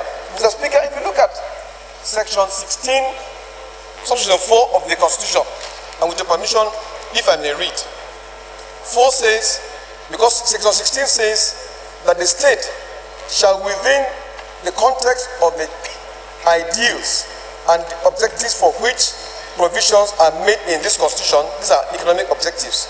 4 says, for the purposes of section 1 of this section, A, the reference to the major sectors of the economy shall be construed as a reference to such economic activities as may from time to time be declared by a resolution of each house of the National Assembly to be managed and operated exclusively by the government of the Federation, and until a resolution to the contrary is made by the National Assembly, economic activities being operated exclusively by the government of the Federation on the date immediately preceding the date of when this comes into force.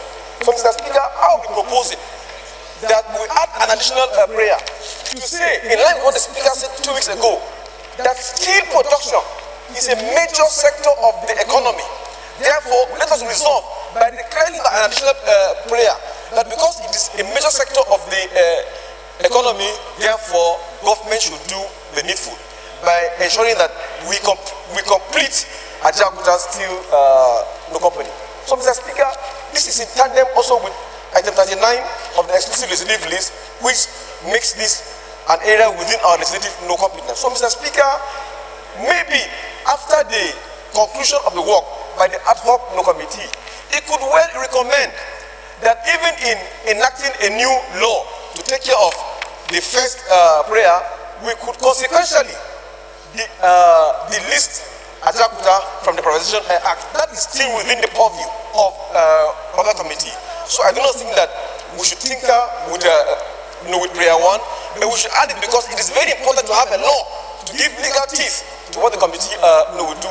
And Mr. Speaker, let me re-emphasize that we need to have that resolution to declare it a major sector of the economy so that at least we are on sound footing. Thank you, Mr. Speaker. Point of order. Honorable Chika.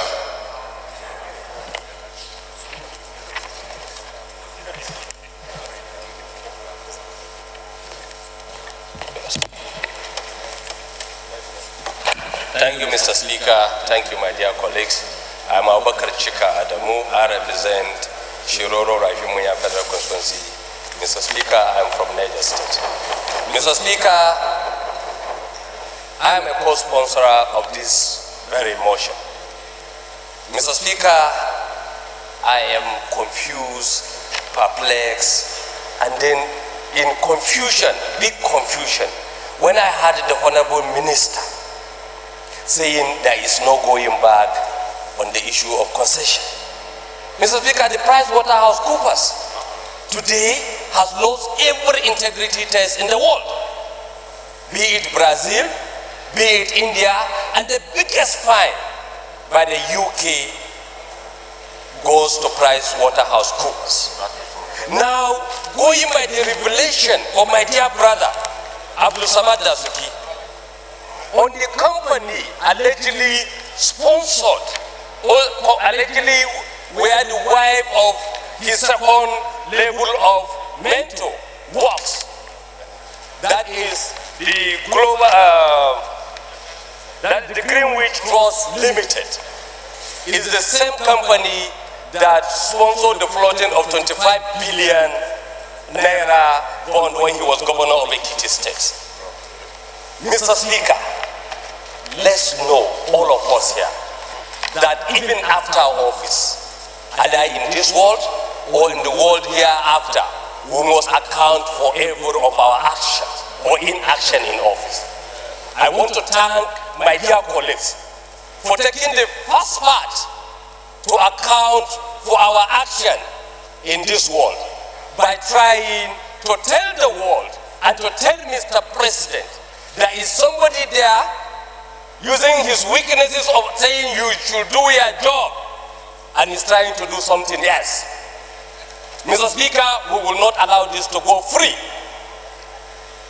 The issue at hand, this is a public institution that is the driver of development in Nigeria and in Africa as a whole. And somebody, because he has a privileged position, he wants to use his position to take us back. That is why I wonder why this concession is going hilly-giddy. A situation where it was concession previously, it was bad, and the same way, or the same place, we are going to repossession the Ajakuta Steel.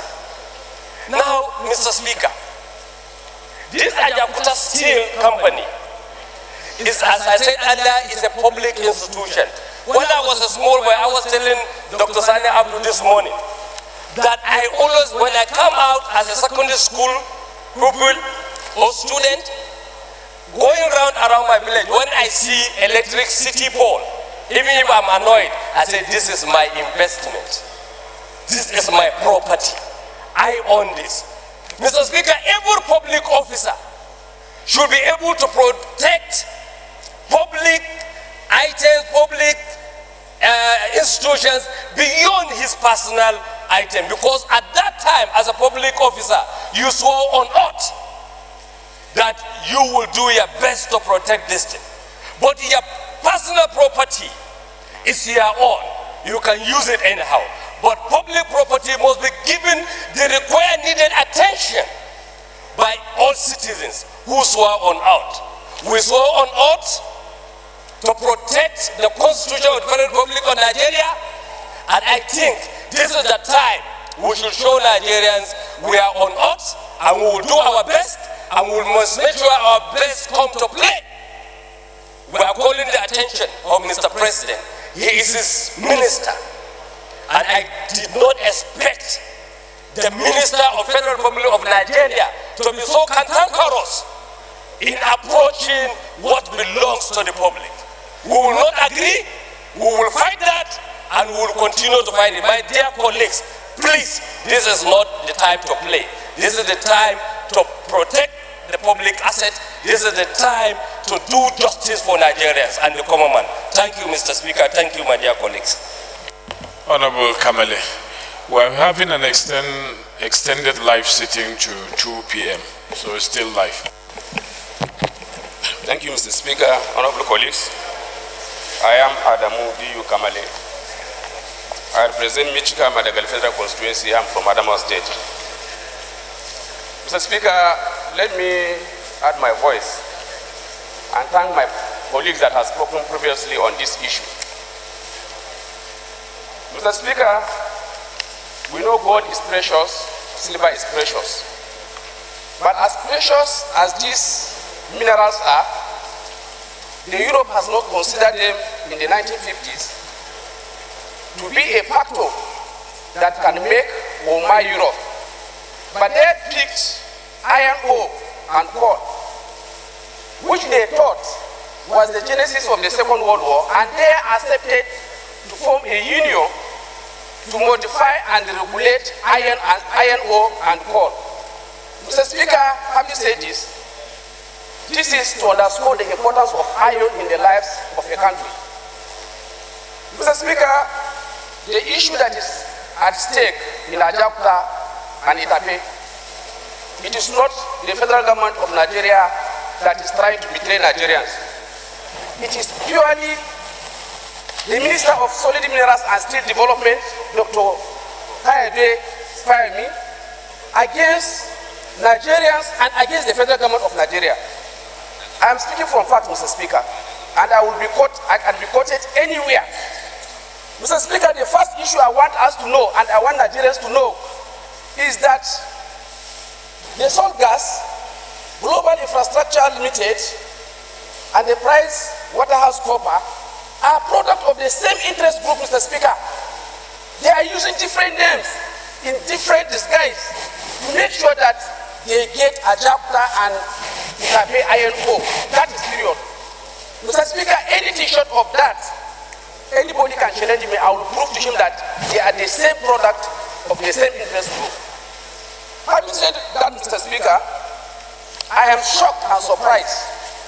Mr. Speaker, the federal government of Nigeria set up a team in April 2017 to investigate the so-called modified concession agreement between Global and the federal government. Mr. Speaker, you will be shocked to find out the outcome of that report. Let me, for the purpose of reference, Mr. Speaker, cite what that report suggested. Mr. Speaker, the findings of that report shows that the company, which is today, is disguising in many different forms, like Sol Gas, GINL, and other companies that they are fronting. It has been discovered in that report, Mr. Speaker, that the GNIL, that is Global Infrastructure Nigeria Limited, the company whom the minister is insisting that it will be iron ore, and even in disguise, a Jakarta steel company must be given to them. Mr. Speaker, that report shows that those companies doesn't have structures, doesn't have any brief as far as the market competition of iron ore in the world is concerned. That report has shown that the company is insufficient in terms of financial capacity.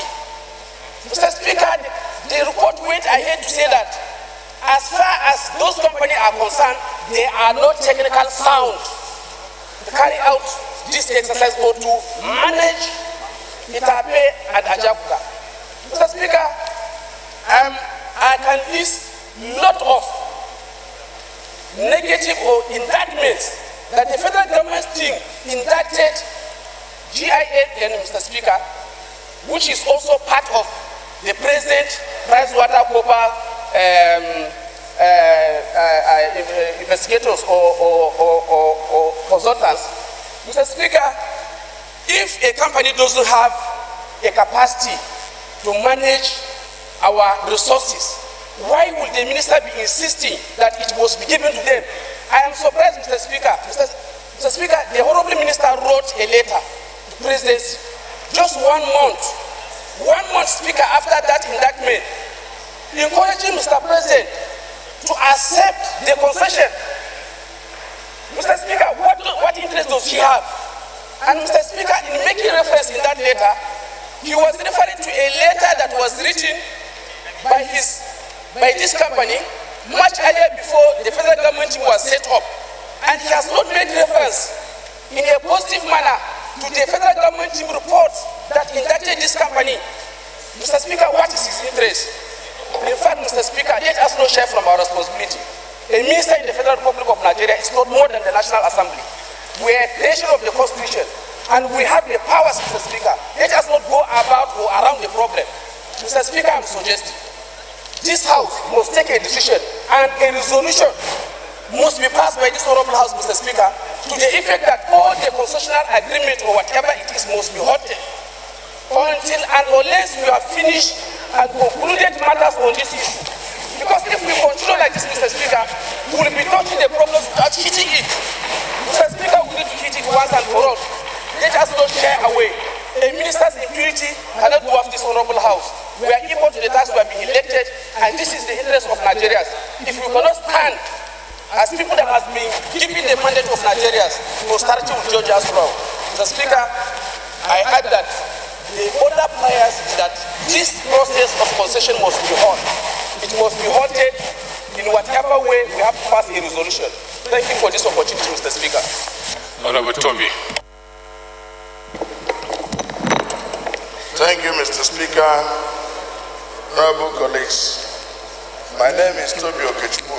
I represent an area of Wojinwa Federal Constituency. I'm from Enugu State. Mr. Speaker, honorable colleagues, if you look at the body of the motion, you will see that it is a liturgy of planned failure.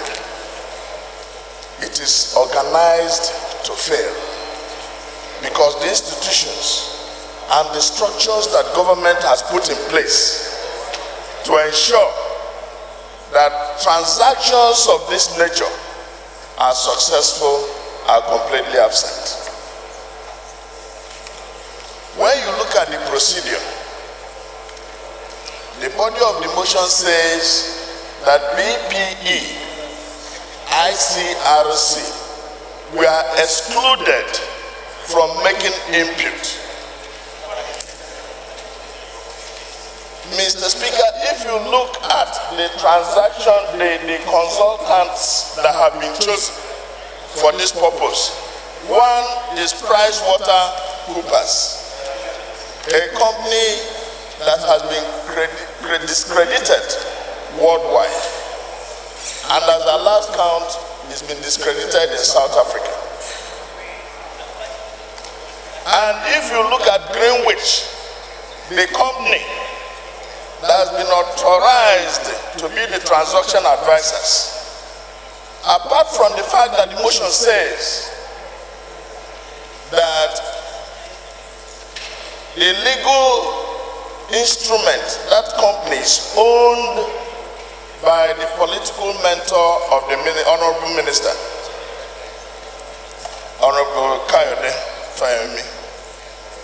More than that, Mr. Speaker, as of 2011, Mr. Speaker, when the present Minister of Solid Mineral Steel Development was governor, Greenwich was given instructions and led the issuance of a bond in Ekiti State.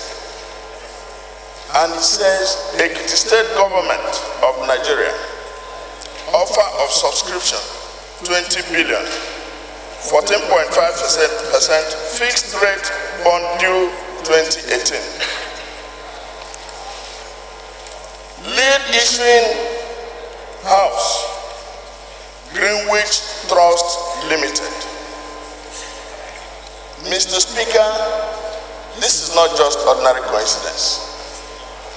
How can you exclude structures of government, institutions, BPE, SRC, and go and engage a company that had well-alleged political mentorship, patronage, and now you go and get them because you have been using them? Nigeria is not meant to create job for the boys. We are run by rules of law and not rule of men. You don't do this and get away with it. Mr. Speaker, this is more than a coincidence. But more than that, Mr. Speaker, Ajokuta reminds me of the myth of Sisyphus. The myth of Sisyphus goes this way. Sisyphus was a Greek god and was condemned to perpetual perdition by Greek gods that he had offended. And his punishment is that each time Sisyphus rolls a stone to the mountain top, in order to roll it down the other side of the mountain, the punishment will expire. But each time he gets to the mountain top, the stone rolls back. And that is the story of Ajokuta. Each time we think we want to overcome this perdition, somebody gets up and sets us back. And in this instance, the Honorable Minister that is by our laws and by his position supposed to superintend over this. We have had 2 concessions and somebody is on a dead run to make sure we do another one. And they just plan to fail. Mr. Speaker, this is 3 years of discussion by this government, by this minister on Ajokuta Steel. Not even a quotable quote with regard to the way forward. We can't say that this is what we are holding. And what we are just busy, people going to radio stations, to television pontificating. Nigeria has gone past that stage. When Binako, a man from a place, had 3 children, and he asked, how many times, he asked the first time, how many times will something happen to you? And you will learn. He said, 3 times. The second one said, if something happens to me once, I will learn. And now, the last one said, I will use what happened to another person to learn.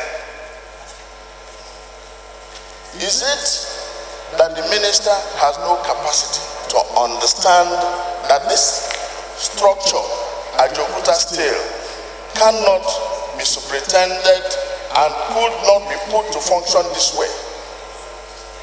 He ought to know better. Mr. Speaker, the history of privatization and concessioning in this country has shown me that nobody, no legal person, including companies, has the capacity to raise the kind of fund that is required to make sure that that enterprise functions. If you look at Discos, you look at the other enterprises, what do you see? You see a situation where you concession a company, the next minute is that they run to the bank. They don't even have any capital to invest. The next minute is that they use that as collateral to raise loans. That has been our history. And we cannot continue this way. If in 3 years you can't even come to a conclusion on a transaction, Mr. Speaker, something is wrong with it. Honorable colleagues, I think we have to go beyond this nepotism. This government came to power with regard to economy, security, and to fight corruption. Inherent in all the things that has happened in Ajokuta, the economy is on its knees with regard to Ajokuta. It's not being revived. Corruption is standing on its head in Ajokuta. Nepotism in all its ramifications. If you even talk about security, Kogi State that is housing Ajokuta State is really, they are importing arms. You go to any part of the state, people are complaining. A labor leader was heard the other day. So this should be of concern to Mr. President because this is his three cardinal agenda. He should be concerned and questions should be asked. So I believe strongly, Mr. Speaker, my heart tells me that Ajokuta has to work. But my head is telling me that the minister is not getting it right. My head is telling me that there's nothing right about what is happening. And that is why I completely, full and entire, support this motion. Mr. Speaker, there has to be, if it is an amendment, fine. But there is nothing wrong to create a special purpose vehicle like AMCON to make sure that we have a bill that is properly funded, that will properly fund Ajokuta to its completion. It can have an expiry period. It lasts for 10 years, complete it and make it a going concern. And we have a Marshall Plan with regard to the way it should be funded. I said it the last time, and I'm saying it again. If we have 46 billion in foreign reserve, Mr. Speaker, nothing is wrong with taking 500 million or 1 billion out of that money to make sure that the backbone of our economy starts going. I so contribute. Thank you very much. Honorable Anayo, is it Anayo who is seated next to Bambose? Dennis. Thank you, Mr. Speaker. Distinguished colleagues, my name is Honorable Amadi Dennis. I represent Uti, Isaac Federal Constituency of Enugu State.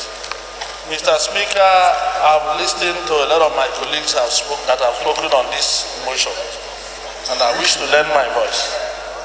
Mr. Speaker, from the background I came from, it is an embarrassment to our country for a company that has failed integrity test, for a company that lacks corporate governance to come and administer or be part of concessioning of a major infrastructure in our country. Mr. Speaker, most of the time, we look at what is coming out of Ajokuta tomorrow. I believe that the minister already have achieved a purpose of associating with this company that has been mentioned. Distinguished colleagues, if you go around the country, you see a multiplicity of substandard steel companies.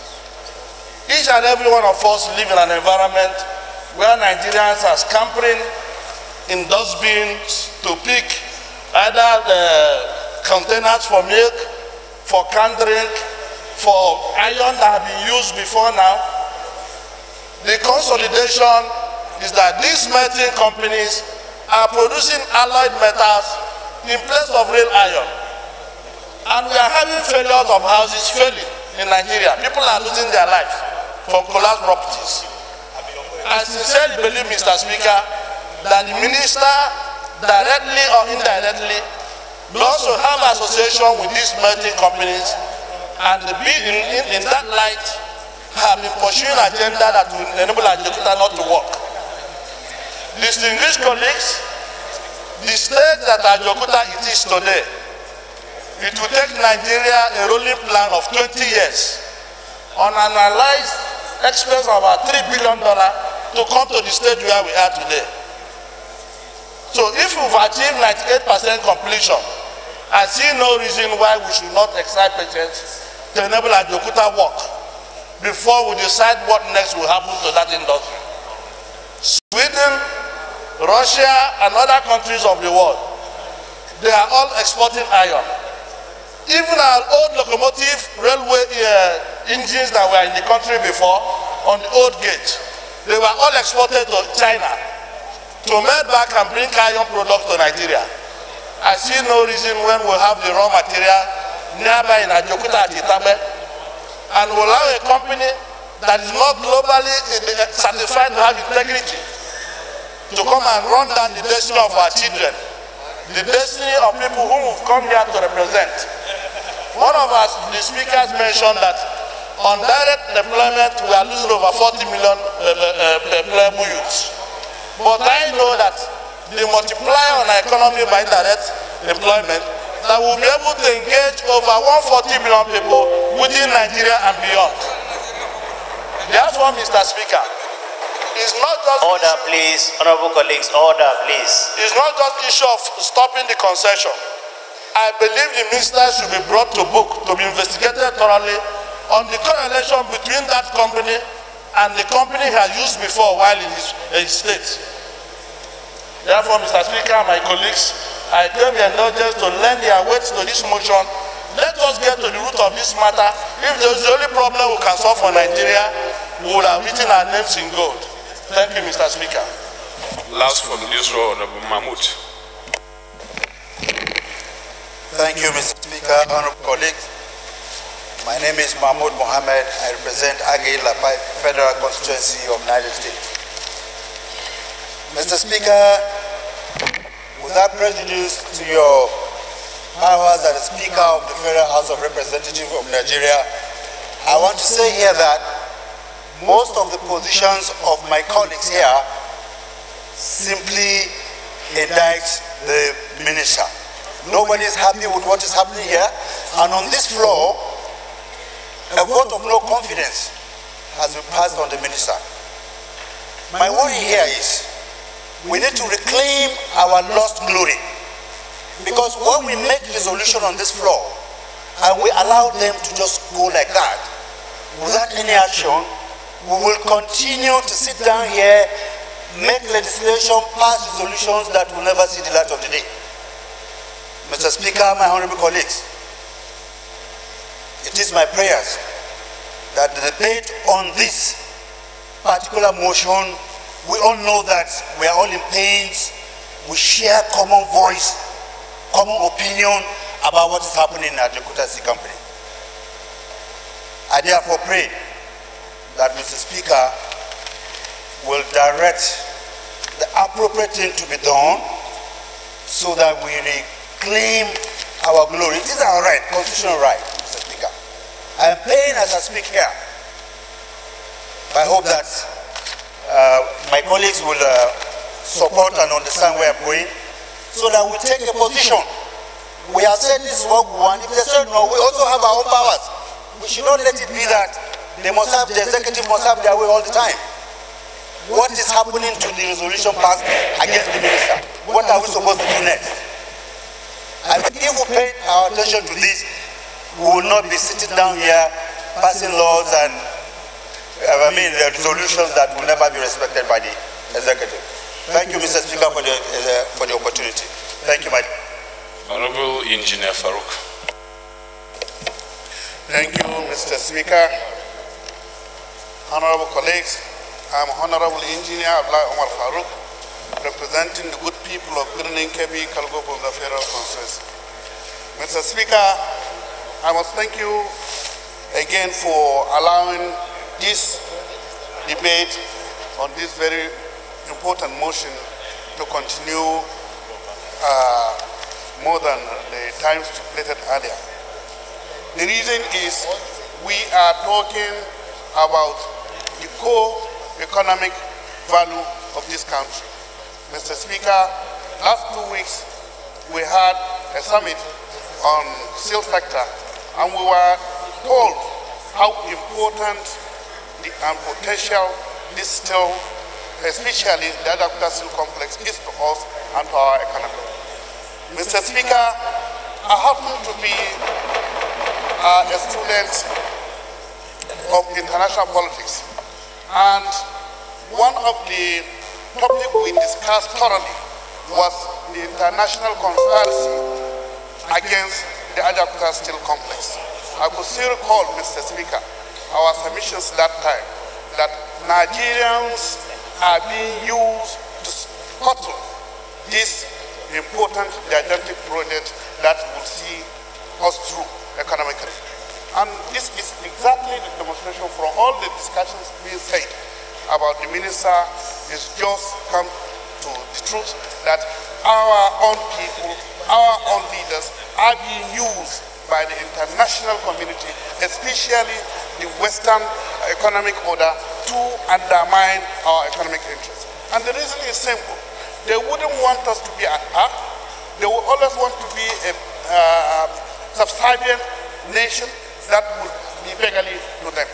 If Adapter Steel Complex, Mr. Speaker, is allowed to go on, Mr. Speaker, we will emerge as a world power. There's no doubt about it. We have the capacity, and this is a potential economic resource for us, which will make us to venture out all our capacity as inventors to fruition, because we only need affordable, cheap iron to continue constructing whatever we can construct. We don't have to buy machines or anywhere from technology from any nation. So, Mr. Speaker, I wholeheartedly support this motion, and I want us to do so. But this is an important parliament, Mr. Speaker. We are of global reach. So I believe the prayers that we are sending are our words to the powers that be. So those words must be parliamentary in nature. And as such, Mr. Speaker, I want the third prayer to look at it very well and to rephrase it so that our message would be understood and it will go along. So I want us to amend it, because the way it was put, I believe some sentiments are also part of the words. And I believe we are not sentimental here. We are seriously minded people, and we should put words very parliamentary in nature that will drive the... I have written my amendment. When the time comes, I will move it. Mr. Speaker, honorable colleagues, this is my submission, and thank you for debating so well about this. Well, from this row, there's no hand up except that of Honorable Gudaji. I'm tempted to call him, but I must warn you, because by self-admission you said that you can go out of control.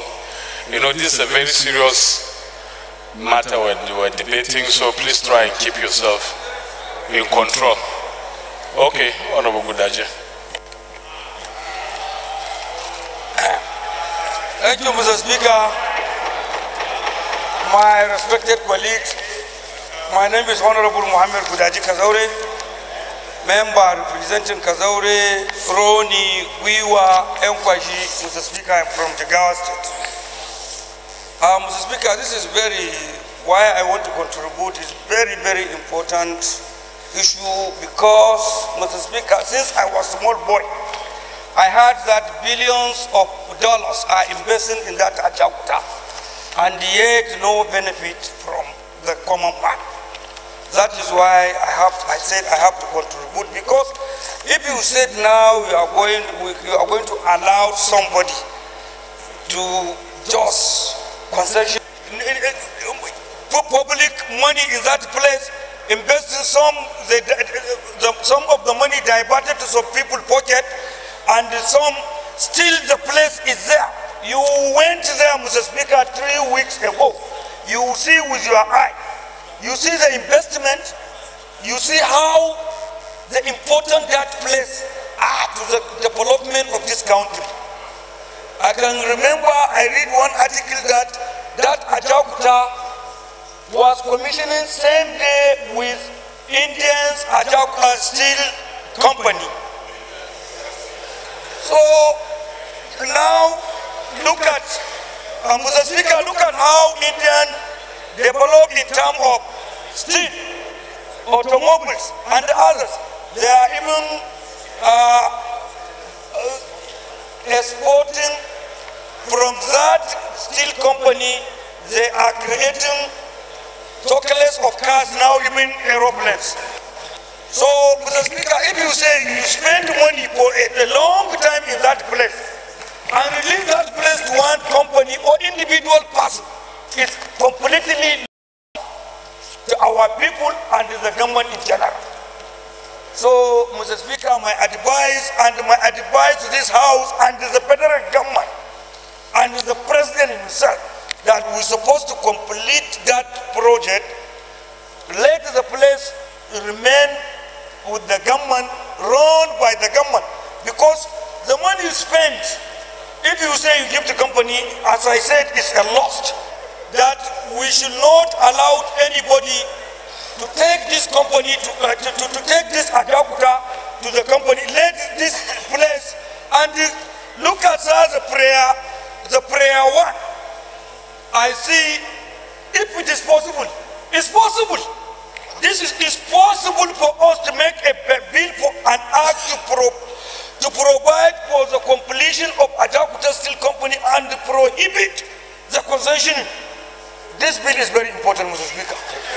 We have to promote this bill, and I promise you, Mr. Speaker, I will pass this bill on behalf of the House.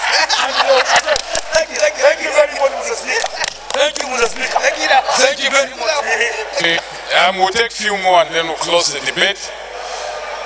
We'll take from Honorable Dimeji. Honorable Dimeji. Thank you, Right Honorable Speaker. Order, please, honorable colleagues. Order, please. I am from the state. I represent Ado Ekiti, the airport of the Federal Constituency. Mr. Speaker, the issue of Ajaokuta Steel makes one's heart to bleed. When this project started at about 1980, I was just coming out of secondary school. Some of our colleagues went abroad on crash program because of that project. Today, many of them, they are outside there, no jobs. Much has been spent on this project, and much has been said about the importance of this project to this economy. I want to say that the question is, should we even privatize or concession in the first place? In the Act, in the BP Act, this project was listed under project to be partially privatized. If we have the concession, I want to say that we cannot get value for our money. The country has spent so much money on this Ajaokuta. To now concession, we just be making money to some private pockets.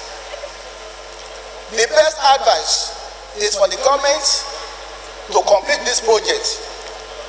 And if we complete it, if we have to now privatize, if we have to fully privatize, then we value what we have put into the place, and then look at a fair price that will compensate for what the government has spent on that project. Concessioning should be out of the issue. Now, coming back to the issue of handling of this concession, we have BPE. We have ICRC that are well established for this purpose, either to privatize or to concession. The fear we have is that over the period, if we allow this ministry or the minister to go ahead with concession, then over time, every MDA will start to concession or to privatize their own assets. So if we have an established agency to handle privatization, let that assignment be given to them.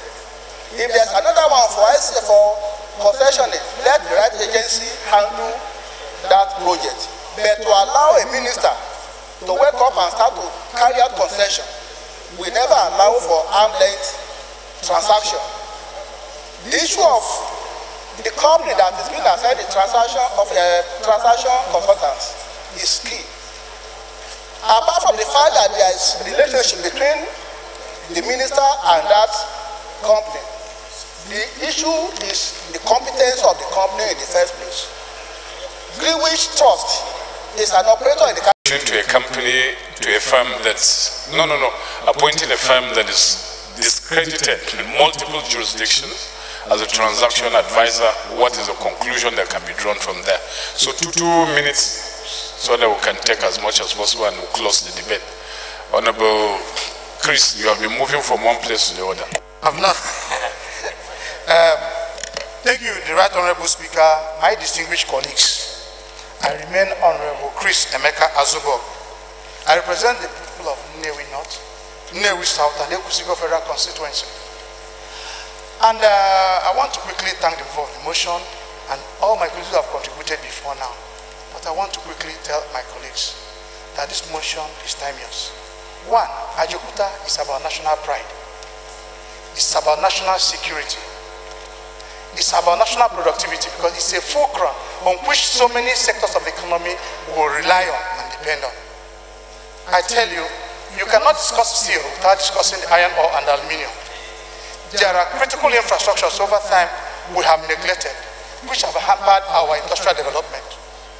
And looking at our Constitution, Section 16 clearly stated that such of this asset or business or aspect of the economy or sector of the economy will not be given into the hands of one person to handle. The life wire of industrialization, especially the issue of manufacturing of industrial asset goods like machines, machineries, even cutlasses, everything we need as a nation will be hinged on this. It's not like the rolling mills, which can be given to anybody to handle. But we are praying that whatever that has been said, let federal government, not many will have been spent before, will go ahead and look at what it will take us to complete Ajokuta as a going concern.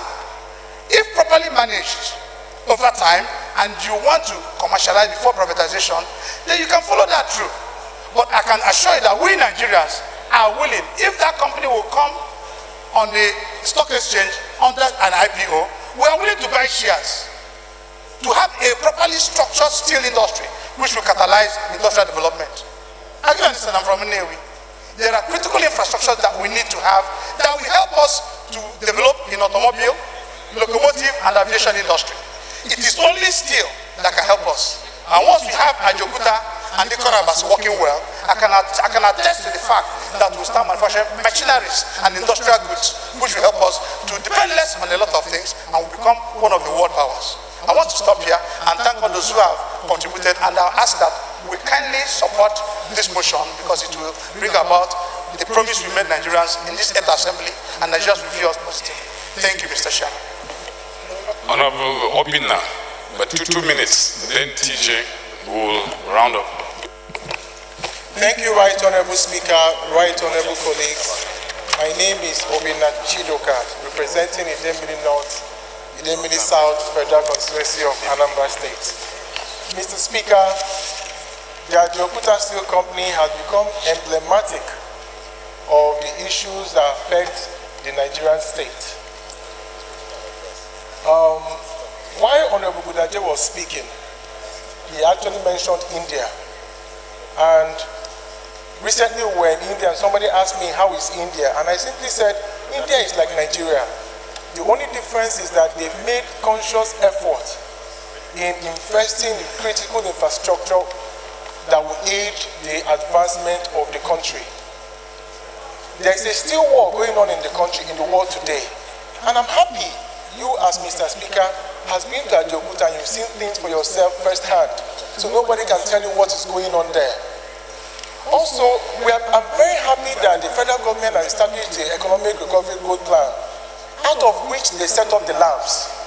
We are waiting, we're expectant to know what will be the outcome as concerns Ajaokuta Steel Company.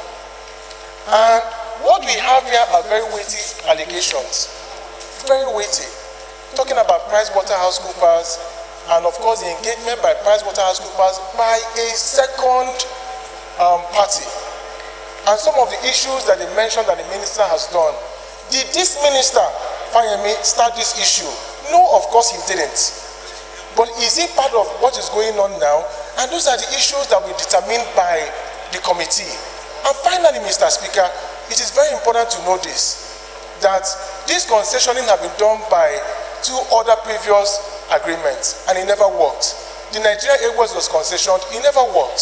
So many other concessionings have gone on and never worked. Now us as a house, the Nigerian public is watching us, and I'm sure more than 30 million Nigerians are watching us, to be sure that the House of Representatives, who is mandated by law to do what we are doing today as oversight function, that will take our responsibilities and rights by looking at the issues that affect Ajaokuta and pass it to the relevant agencies of government in the executive, while the outcomes of the lab will make sure that every bottleneck is removed. And sanctions, appropriate sanctions, will go to anybody found culpable in recent times of what is going on in Ajaokuta. Because it didn't work in the past, doesn't mean it can. To appreciate you, to thank you for the courage and the love you have demonstrated to see that Ajaokuta is completed. Mr. Speaker, Ajaokuta is a national project situated in Kogi State. That is to say, Kogi State is equally a stakeholder in the development of Ajaokuta. Mr. Speaker, the last time you visited Ajaokuta, the people of Ajaokuta and Kogi Central generally has let you know their position as per what they want about Ajaokuta. They pleaded to you that they will support you in all ramifications to make sure that Ajaokuta is completed and not concession. So, Mr. Speaker, on this note, I want to equally plead to this House to make sure that the number 4 prayer of this motion is strictly adhered to. Thank you, Mr. Speaker. Honorable MT. Honorable Speaker, honorable members, my name is Mohamed Tari Monguno. I represent Martin Monguno, Ganze Federal Constituency of Borno State. Mr. Speaker, honorable members, the last time we passed a resolution concerning Ajaokuta, the next day, the Nigerian media is awash with a lot of innuendos and insinuations that the leadership of this House and indeed the membership of this House sought to part in court the budget of the Federal Ministry of Mines and Steel Development, and it was resisted by the executive. That is why, and particularly the minister, and that informed our motion. Mr. Speaker, honorable members, the Constitution, which is the grand norm of the land, and which all of us here, including the executive, swore to jealously guard and uphold, is very clear and unambiguous as to the powers of this House. One of our powers in the discharge of our oversight functions is to expose corruption and inefficiencies in government. And it was in the discharge of that sacred responsibility and powers conferred on us by the Constitution that motion, that debate ensued in that House, and that motion was passed. And I know this pari passu, after this, if this motion eventually passes, tomorrow the newspapers also will be engineered or sponsored to bring out publications that this House again passed this resolution because we intend to fund the budget of the ministry, and then the executive resisted. That's why we are now passing another motion. So we should make it very clear to the Nigerian public,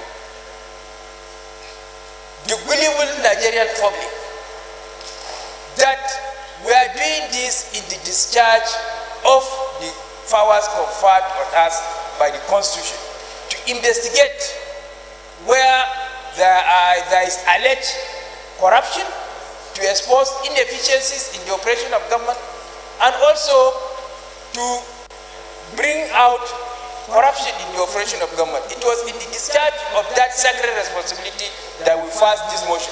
Though our motions are purely persuasive in nature, they are not binding, but we are speaking as representative of the Nigerian people. We are the mouthpiece of the Nigerian people. There is no way the whole of Nigerians, about 180 million people, will sit under one roof and pass a resolution. That is why we are elected as representatives of the people to speak on their behalf. So whatever we say should have moral suasion, though it is purely persuasive in nature, not binding in nature. So I just want to make that aspect very clear to the gullible Nigerian public that we are doing that in discharge of the powers that is conferred on us by the Constitution to expose inefficiencies and then prevent corruption in the function of government. Thank you. Thank you, Mr. Speaker. My name is Zachary Mohammed. I represent Pokoche Kayama Federal Constituency, Mr. Speaker. I'm from Kwara State. Mr. Speaker, I wish to adopt the contributions of my colleagues as if they were mine, and to add that, to remind us and the Nigerian public that we're interested in Ajaokuta for 3 key reasons. One, we're told that Ajaokuta would give electricity to both Kogi and Edo State.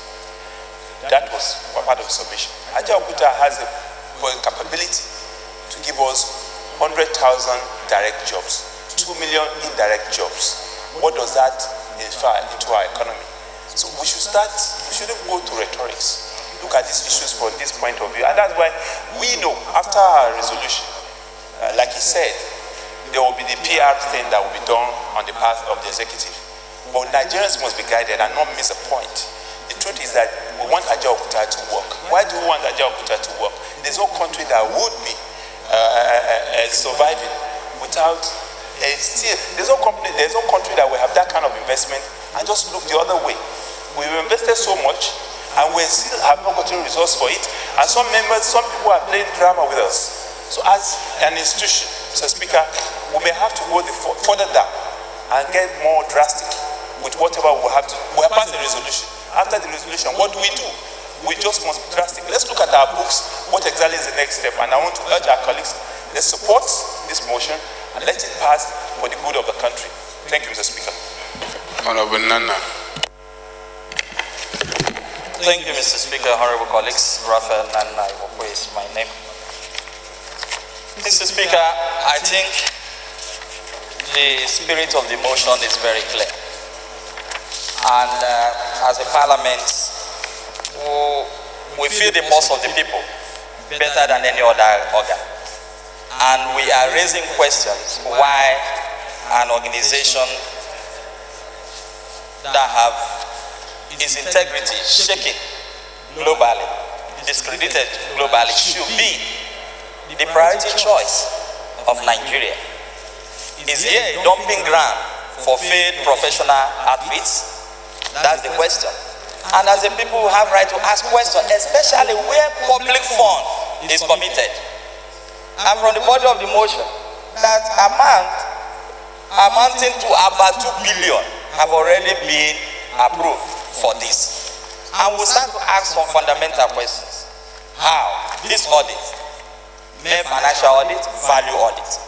The issues raised here, the summation is that we have raised doubt on the competence of that audit firm to be able to carry out its exercise, to give a true and fair view of what is the state of Ajaokuta State, upon which government is supposed to rely and take further action in committing further public fund.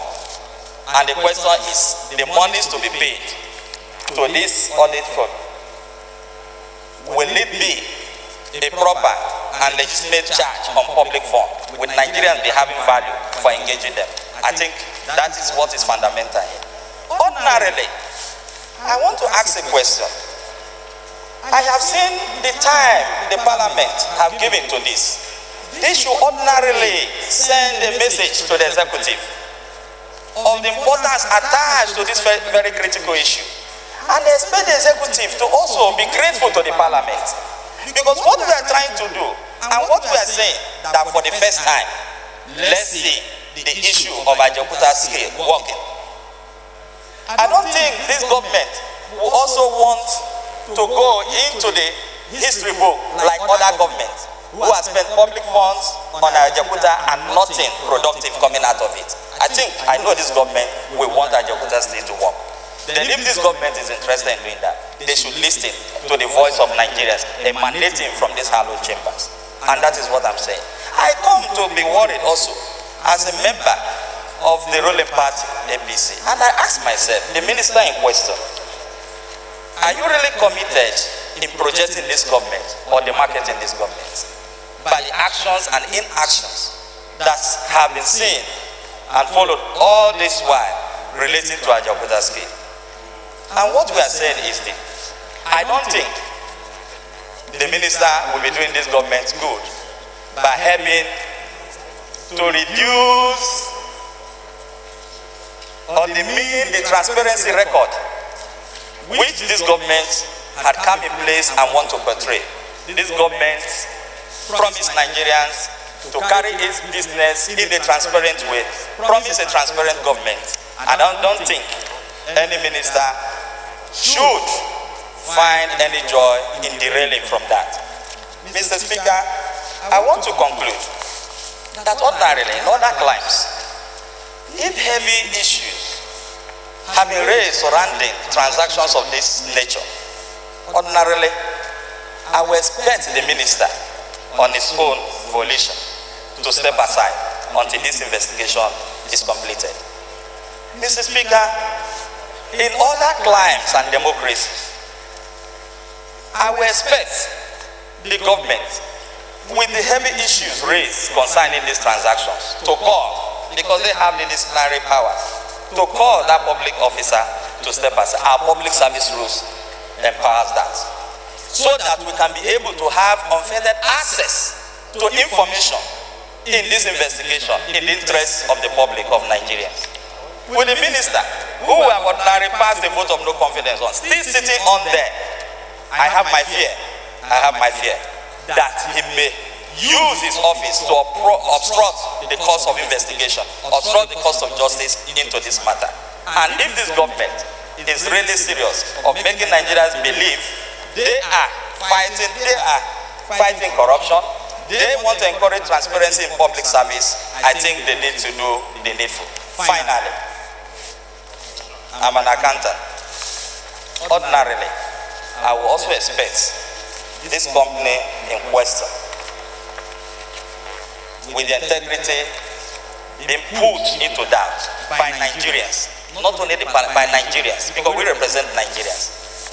I think the most appropriate thing is then for them to even ordinarily to request to withdraw from that transaction, in all honesty, because the issue is, whatever is going to be the final point, the final reports they are going to give, I don't think Nigerians will have confidence in it. In the course of the investigation, I know that the committee is well studied, but Mr. Speaker, I appeal that you look for colleagues who have strong financial backgrounds and accounting backgrounds to also add here, because there are certain fundamental issues that we need to be looked in. If this issue is about audit, the Constitution is clear on how you appoint an auditor on any issue. We expect, yes, you consult the Office of the Auditor General, who raises a list of auditors to you, from where you now also pick up based on certain management decisions that have been taken. Mr. Speaker, anybody to be appointed as an auditor, the law provides, the Nigerian Reporting Council law provides that such auditors must also be declared by the Nigerian Reporting Council. Also, on every work they have done in the past, there will be a review of the works, and yet be able to come to a point that yes, they have that professional integrity to continue.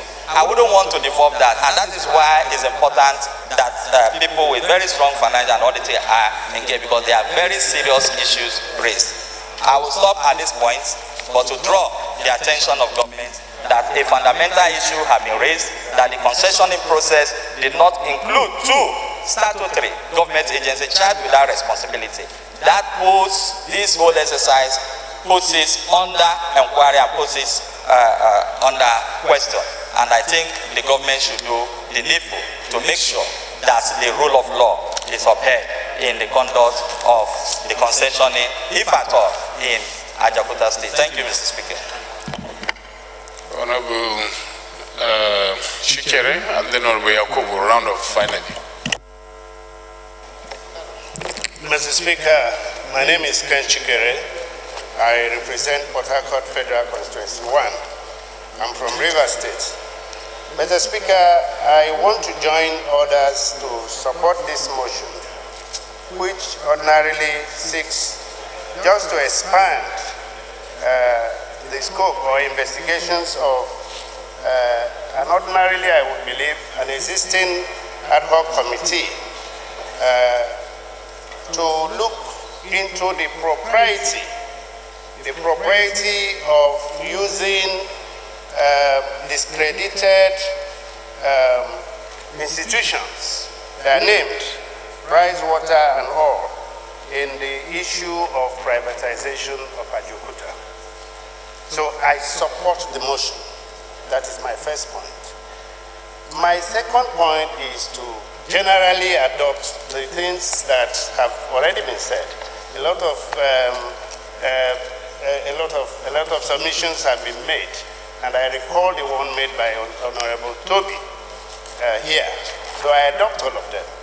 But it is central for me, standing up and with the opportunity I have, to truly, I am not a praise singer. I don't sing praises, and I damn the consequence of not singing praises. But today, I want to commend you, Mr. Speaker, and then the House, your leadership, and the House generally, for the interest they have taken, we have taken on the issue of Ajaokuta. It is important that we have taken that issue, interest, and it is important that we sustain it. Because, Mr. Speaker, I rode Nigeria Airways. I saw Nigeria Railway. There was a NITEL. And then today, there is something they call NEPA. They have all been spoken about. And Toby said, these institutions to whom we had privatized these places don't have, they do not have both the financial and the managerial capacities to run them. And that is why our people are suffering. That is why there are no jobs. That is why I have taken NEPA to court. Because they charge me for electricity not consumed. And my constituents come to me and they write to me to complain. And I say, I'm helpless. I've even taken them to court. So this Ajaokuta issue and what we are doing here today, what we did days before when you brought people of knowledge to talk about Ajaokuta, the minister wasn't here. They didn't come. But the next day, we all saw on television, heard on the radios, read in the papers what was said, or what was being said, because you summoned them on the way forward to a very, very major sector of our economy. I commend you. This is a wake-up call. We must continue to do this. What happened to, now we're talking about national carrier. There would not have been issues or cry or call for national carrier if what you are doing today was done in those days. So I want to commend you. A lot has been said. The technicalities, legal and otherwise, of this, the issue we are debating, the motion, will be taken care of. We would form a committee. The committee, as my honorable colleague has said, will be populated with people who have knowledge. We will invite other people to assist us, but we need to move forward. So I support this motion and commend you for the interest you have brought this house to take on the issue of Ajaokuta. We should not let it go like all the others have gone. I hear that for you to develop, and it has already been said, for you to develop as a country, you need the steel industry. So let us at least have that one. Let it not go like others. So thank you, sir. I crave this opportunity back. Thank you. Last speaker, Honorable Yakub Abiola. Thank you very much, Mr. Speaker, for finally yielding the floor to me. And I've suffered what an ultimate speaker suffers in terms of having seen most of my points being used. I would not want to take our time. I would just want to say that I am Yakub Abiola Balogun, representing Lagos Island Federal Constituency 2. I'm from Lagos State. As I've said, many people have spoken, and so much agree with all that they've said. The importance of Ajaokuta steel mill could not be overemphasized, and that was why the speaker himself found himself visiting the place to find things out for himself. And I strongly believe that he will be happy that after his visit to the place, something drastic, positively important happened to the place in terms of revival. Secondly, I want to say that the question is whether to concession or not, to concession or not to concession, that's the question. But whether the due diligence has been done or is being done by capable hand is another question. On this note, I want to just suggest that just about 2 weeks ago here, this house of which I'm a part passed a vote of no confidence, and I'm ready to defend it anywhere in the minister, on the minister. And as a result, we need to move a motion to tell the federal government, the president of this country and his team, that this minister is not the type of person that we believe can deliver Ajaokuta in the system we expected it. Then secondly, sir, I could hear the majority leader suggesting that a bill be brought. Without bringing a bill, we can delist Ajaokuta from the concessionable entities. This is the act that set up the privatization and commercialization activities in the country, Act 1999. And under Chapter 38, Section 1, Subsection 3 of the Act, I will seek the permission of the Speaker to read out. The National Council of Privatization, established under Section 9 of this Act, may, from time to time, by order published in the Gazette, alter, add, delete, or amend the provision of the first schedule of this Act. And what is in the first schedule of the Act is the listing of all the concessionable, privatizable or commercialized able entities. And Ajaokuta is number 4 under steel and aluminum section. So we don't necessarily need to delay by invoking any bill or passing any bill. We can pass a motion that the federal government should authorize the BPE to delist Ajaokuta until we are able to decide that, because we learned that it has gone about 98% completion and we are supposed to be taking the fruit. Anybody that to which it is concession will just be having a free holiday, free money in his kitty without us having any control on the something. So I want to conclude by saying that this house should move a motion that we do not believe that the minister, because in this motion, his name was mentioned over six times.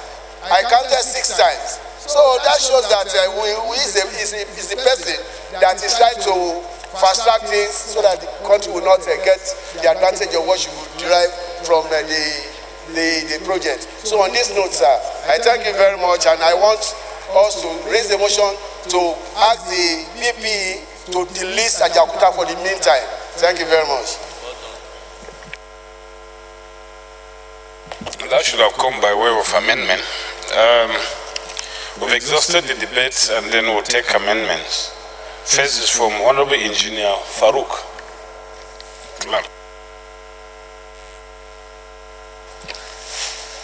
I'm Honorable Engineer Abdullah Omar Farouk, representing the good people of Building Chemical Government of Federal Constituency of Kebbi State. Mr. Speaker, my amendment is on prayer 3.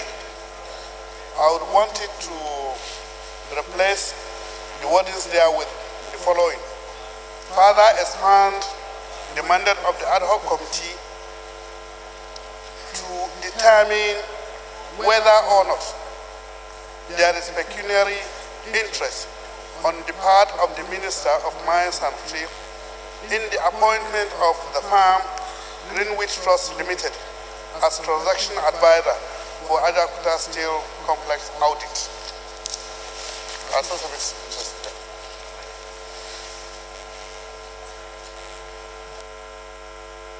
Honorable Pateki. Mr. Speaker, my colleagues, my name is Honorable Ali Ahmad Pateki. I rise to second the motion, the amendment to the third prayer, as ably moved by Engineer Farouk. I so second. Those in favor of the amendment say aye. Those against it say nay. Ayes have it. Next amendment is from Honorable Adeyinka Ajayi.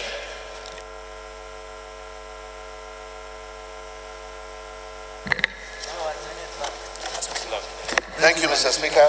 My respected colleagues, I'm Adeyinka Ajayi, and I represent the people of Feludu, Moripe, and Odot. Mr. Speaker, I'm from the state of Osun.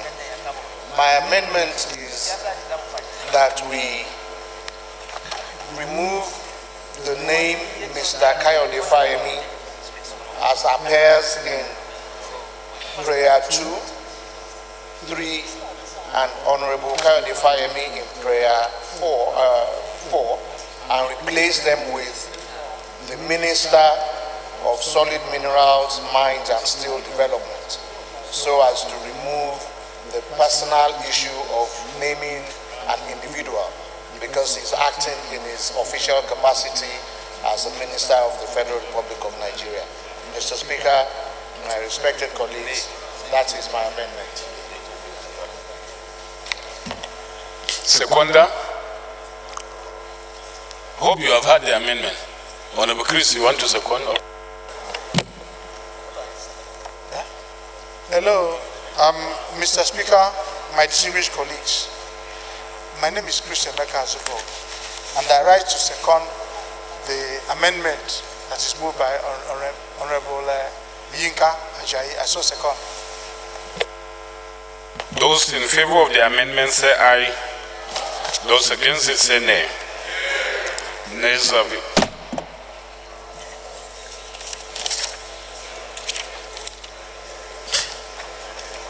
Next amendment is from Honorable Edward Pajok.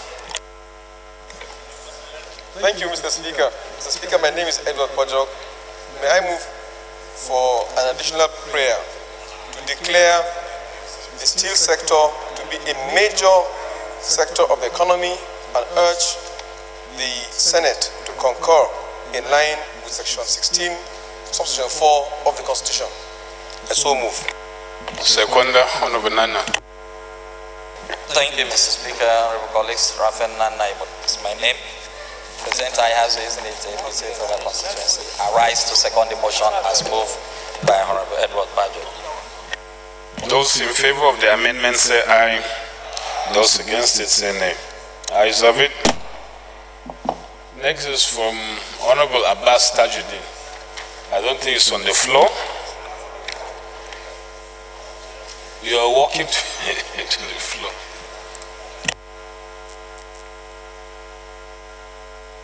Thank you, Honorable Speaker, my honorable colleagues. My name is Honorable Ambassador Jodin. I'm from Kaduna State. I represent the federal constituency. Mr. Speaker, my amendment is in relation to the prayers. Number one, I want it to be further improved to read that the Minister of Solid Mineral Resources be invited to come and brief members in the chamber. Hold on, let me finish. Honorable Speaker, I need to... Honorable Abbas, I'm afraid you'll be beating a dead horse, because we already passed the vote of no confidence on the minister, and according him with the respect of inviting him here to come and address the house would be like committing an anathema, really. So you may wish to withdraw your amendment, even though you haven't even moved it. Thanks for withdrawing the amendment. Next amendment is from Honorable Mohammed Nur Sharif. Thank you, Mr. Speaker, distinguished honorable colleagues. My name is Mohammed Nur Sharif, representing the IDPs and the refugees of Bama, Gala, Kalaburgi Federal Constituency. Mr. Speaker, honorable colleagues, I'm from Borno State. Mr. Speaker, I have 3 amendments. One is to call on Mr. President to sack the Minister of the Minister of Solid Minerals. Two, because we have had a vote of no confidence on the minister, he should not be addressed as Honorable Minister, but Mr. Kayode Fayemi. 3, call on the original builders to complete the Ajapta Steel Complex. Those are my prayers and my amendments, sir. Thank you. One after the other. We will take a seconder on the first limb of his amendment. The minister call on the president to sack the minister. What's your point of order, Honorable Nana? Personal explanation? Personal explanation.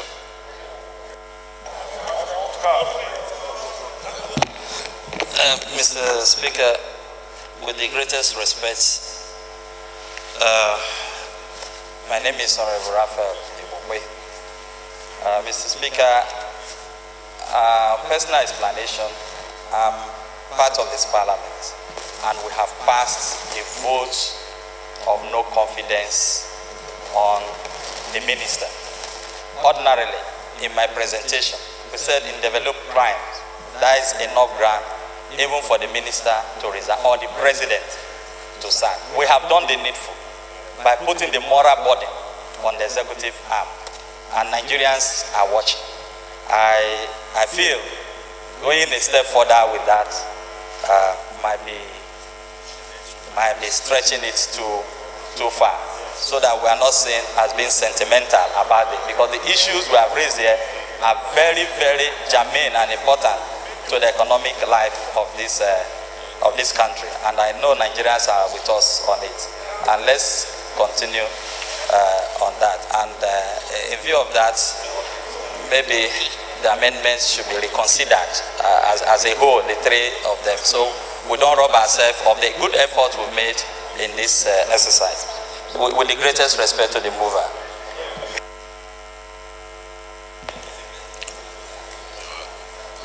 Honorable.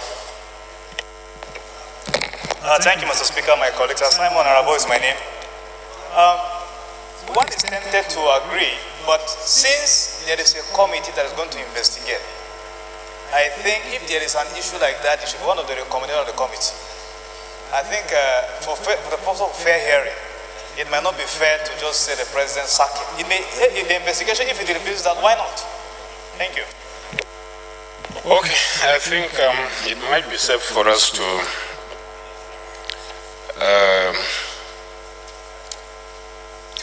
carry over this recommendation to the ad hoc committee that will handle the matter.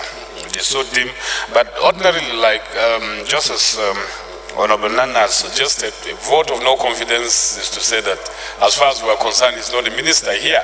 So if the president decides to keep him, that is their business, but not the business of the House. We'll move to the second amendment. It has 3 amendments. Second is that the vote of no confidence by the House of Reps, Fayemi Kayode, should no longer be addressed as Honorable Minister, at least by the House. Of course, he's not. That's the implication. So any reference to him as a minister is made in the default and can be substituted as Mr. really. Except we are the ones now sabotaging the vote of no confidence that has passed here. So he's, as far as the House is concerned, is Mr. Fayemi Kayode, no Honorable Minister of. So that one too is already taken care of, no sheriff. The third one is call on the President to immediately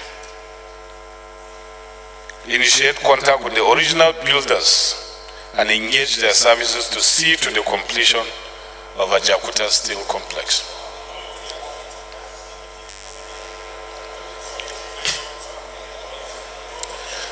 So any seconder to that? We'll leave it to the committee? Okay.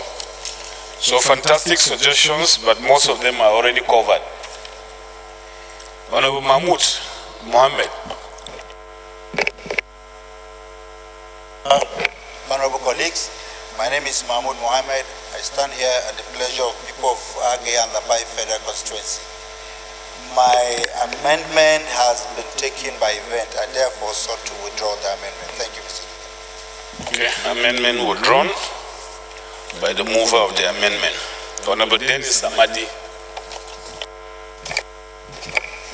Thank you, Mr. Speaker. Distinguished colleagues, my name is Honorable Amadi Dennis.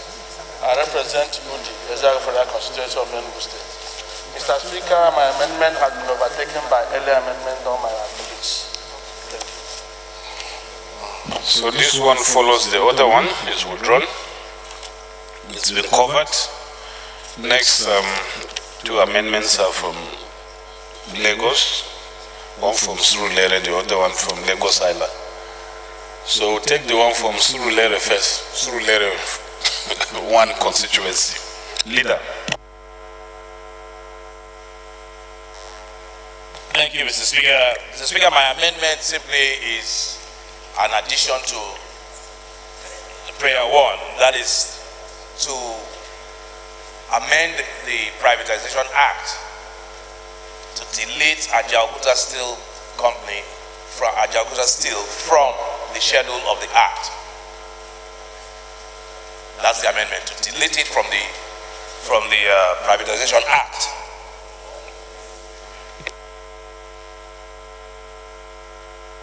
Sorry, yes, to bring a bill for the House, an amendment bill to the Privatization Act to delete Ajaokuta from the schedule of the Act.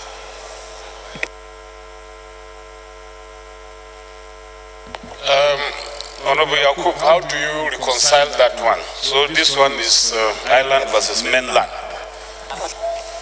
You know we are mainlanders.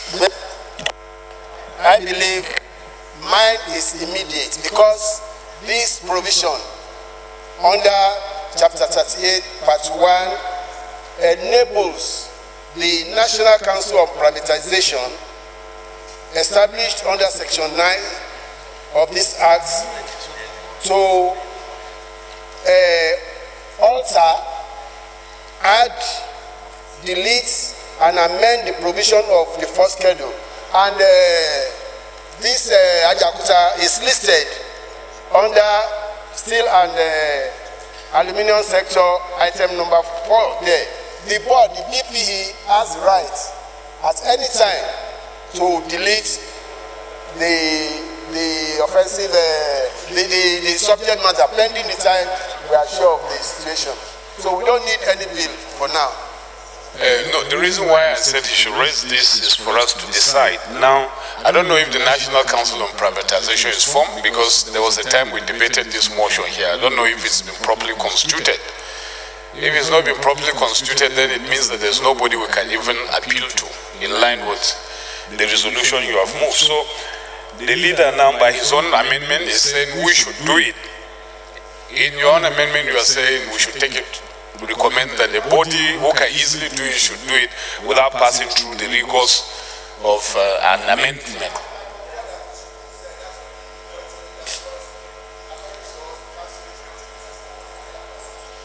Okay. Yes, leader. Yes, if I may, sir. First of all, I'm not even sure if it was in place, the council was in place, if they would even do it. Second of all, I think that's I enjoy that this has come out. I think this is anomalous. There's an anomaly here. But we have ceded our power to amend a law that we made to the Council of Privatization. So I am further amending my own amendment that to also include a deletion of that particular provision, allowing the National Council of Privatization to amend an act passed by Parliament, because that's what it's tantamount to. And I think there's an anomaly there. You're giving them legislative powers to amend what we have. So there's a problem there. So I think we should also amend that provision. Honorable Yinka, are you seconding? We need a seconder.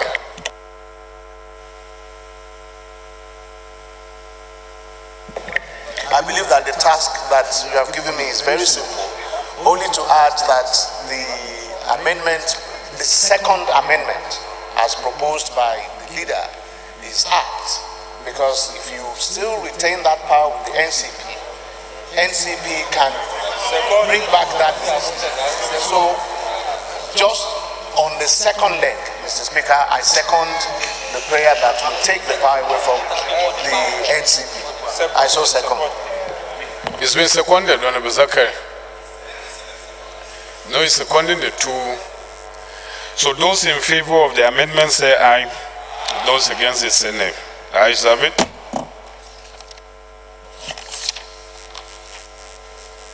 So I'll put the question. Those in favor of the motion as amended say aye. Those against it say nay. The ayes have it.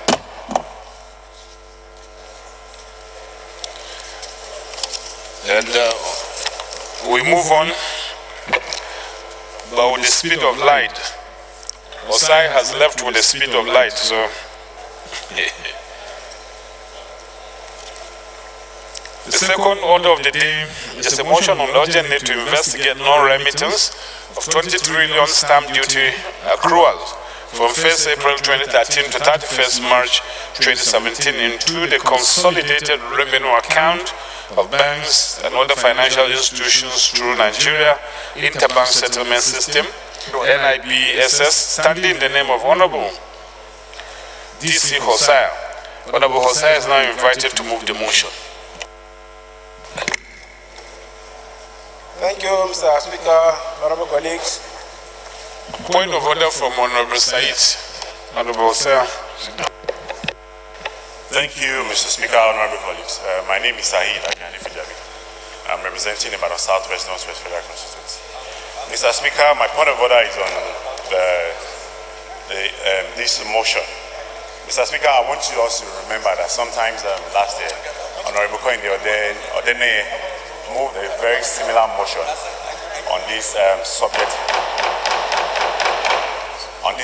matter, and it's being referred to the Committee on Telecommunication.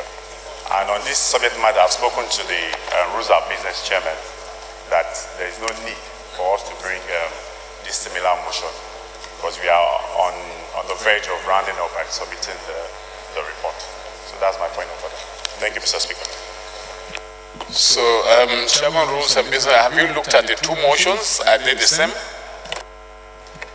Mr. Speaker, sir, they are the same, on the same subject matter. Honorable Hosea.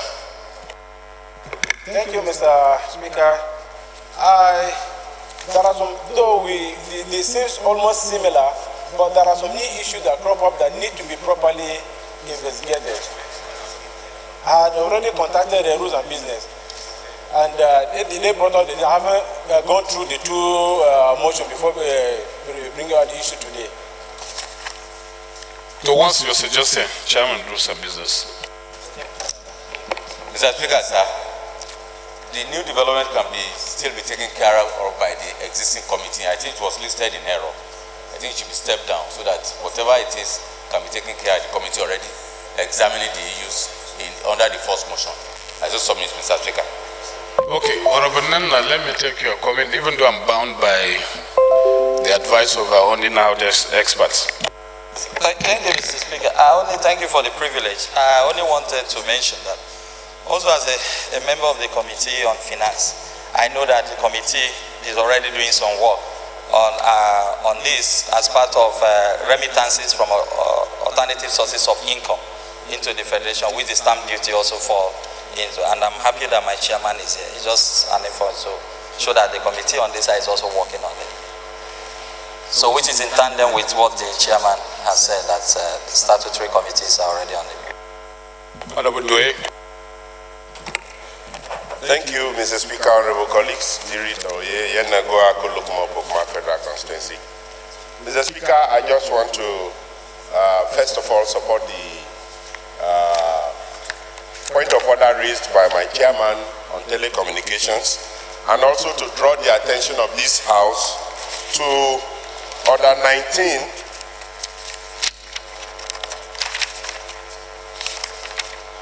Order 1891, that stamps and duties and post offices are actually being oversighted by the Telecommunications Committee. And the committee has done a very good work, almost completing its assignment on this particular issue that is on the floor. Thank you. Honorable Dati. Thank you, Right Honorable Speaker, my honorable colleagues. I remain Honorable Garba Dati Mohammed. I represent Sabah Gari Federal Constituency. Mr. Speaker, to me, I think I would suggest they allow him to move the motion so that without any debate, it can now be referred to that the existing committee. Since he said he has other information to give. Well, it's a wonderful suggestion, but Honorable Gaza be the last observer. Right Honorable Speaker, Gaza Jonathan Bayfield, representing Karukevi Kokona Federal Constituency of Nasarawa State. There's something that has just come up on this floor, sir, and I think it's something we must take very seriously. Communications are saying they are investigating this. Finance is saying they are equally investigating this. Right Honorable Speaker, rules and business are saying it is listed in error. That is not good at all. I believe there is need for proper harmonization. Any bill or any motion that has been taken, I do not expect by way of error for us to have this kind of thing. There is need for a total overhaul so that if there is any conflict in any way, they can be streamlined so that we are not investigating the same thing over and over again. And secondly, sir, with the Right Honorable Speaker, with regards to this particular motion, just to align with Honorable Det, if there are new facts, there could be a realignment so that nothing is left instead of just jettisoning one and considering the grave importance and the magnitude of what has been laid here. If there is substantiable evidence, I believe we should hear it as a responsive house. Thank you, Right Honorable Speaker. Javi, please last. Javi.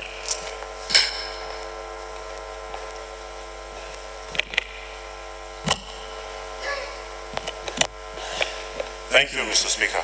I just want to mention that, Mr. Speaker, all the new facts is in front of our committee, because every stakeholder involved in this bill and this motion have been called and they've been present. We've been doing our investigation. We did public hearing on this same motion, Mr. Speaker. So, and I can remember vividly that this motion were listed sometimes, I think last day. And we spoke to, the committee spoke to Committee on Rules and they stepped it down. So I just want to support that this one has been listed in error again. And there is nothing new coming up now because we have been investigating it. And even the committee is a committee of the House. If they have any information, they can forward it to the necessary committee. Thank you, sir. Well, in response to Honorable Gaza, even though aspiration is to run a foolproof system, but it's impossible when you deal with human institutions that are built by imperfect human beings. You always run into a situation where you have errors. But the point is when they occur and we detect them is wonderful. But to say that you can't have error at all, I don't think you will ever run into that situation of perfection. So, we will step it down, and the Rules and Business Committee will look at the two motions. If there are any new areas that are not covered, maybe we can segment them and present a new motion on those ones. So the motion is stepped down by leave of the House. The third order of the day is a motion on need to consider ceding Lagos, Kano, Enugu, and Port Harcourt international airports to various state governments, standing in the name of Honorable Rotimi Ogunse. Honorable Ogunse is now invited to move the motion. Thank you, Mr. Speaker. Honorable Zachary has a point of order. Mr. Speaker, my name is Zachary Mohammed. I represent Barote Kayama, Federal Constituency, Mr. Speaker, from Kwara State. Mr. Speaker, aviation, I know from the last check of the Constitution, falls under the exclusive list. So I don't know, we cannot by motion try to correct anything that is in the Constitution, and it is a grand no. I think the House will get them, Mr. Speaker. I agree with you 100%. Honorable Rotimi, just do the needful, let's move forward. In fact, you have helped us in fast-tracking our day. Mr. Speaker, dear colleagues, well, I will do the needful, but at the same time, I will have to tell this House that if we don't do what we are supposed to do, this country will not move forward. If we check the Act, where we can concession, you will see that the airports can be given to the states and the local government to run. Because in America, over 500 of their airports are being run by local government and the states. So, Mr. Speaker, I will withdraw the motion as you have advised. Okay, motion withdrawn by leave of the House. If you feel strongly about it, you can propose constitutional amendment, or that if they are privatizing them, then the states can now bid. If they succeed, fine. The fourth order of the day is a motion on need to review Nigeria's foreign policy to conform to current realities, standing in the name of Honorable Tajuddin Adekunle Obasa. Honorable Obasa is now invited to move the motion.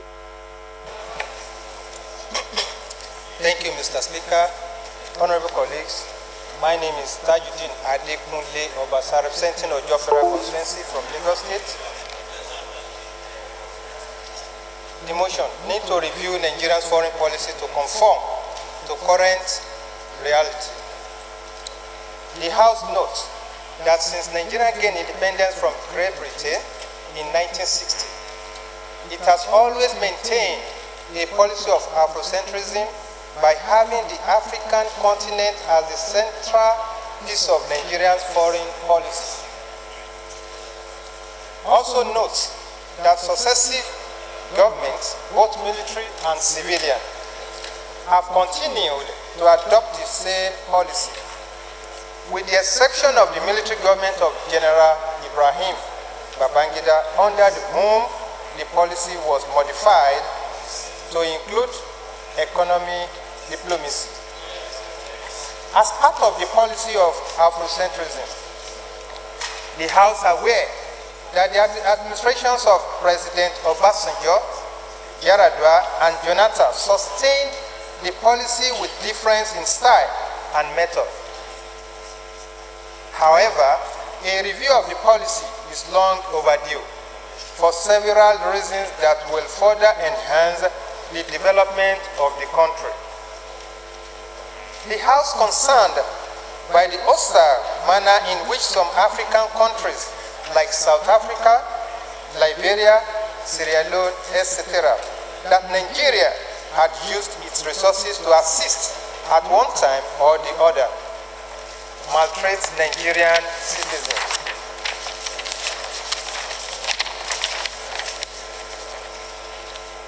Living in those countries, in disregard of this enormous sacrifice, the nation made at the times of their needs.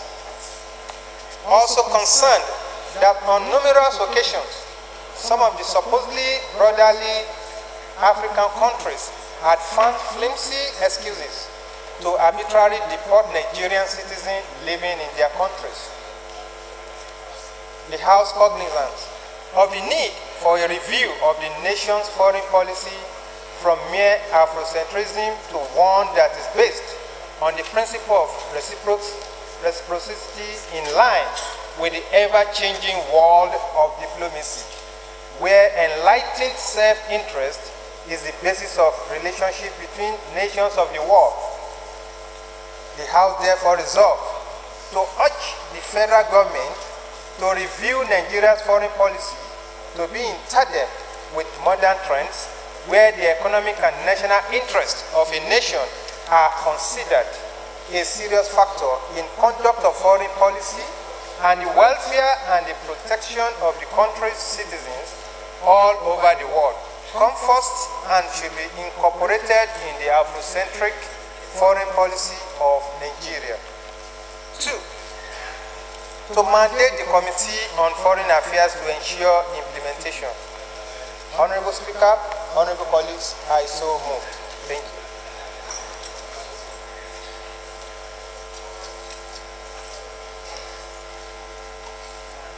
Seconder.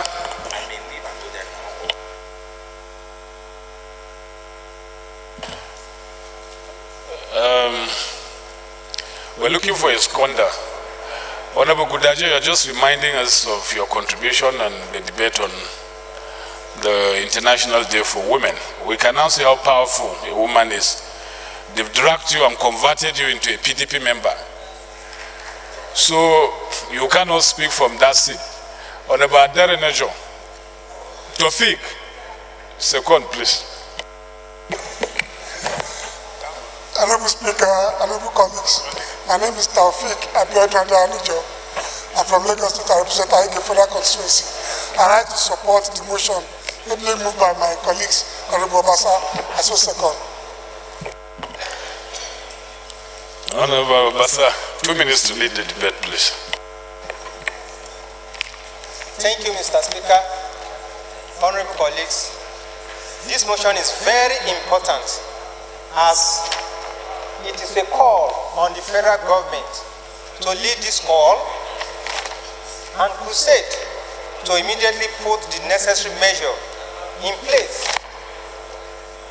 to review and redefine Nigeria's foreign policy. Mr. Speaker, respected colleagues, the most important understanding from this motion is that this is germane in the sense that the foreign policy of virtually every nation is usually dynamic for the fact that they are constantly reviewed to conform to current realities, and Nigeria cannot be different. Mr. Speaker, honorable colleagues, it is therefore imperative that Nigerian foreign policy objectives should be tailored towards respect and support for African countries.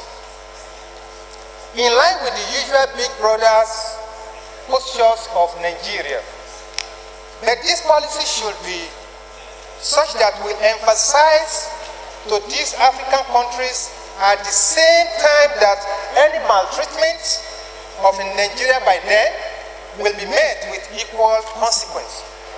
Although this is the foreign policy. This is the foreign policy statement of President Muhammadu Buhari.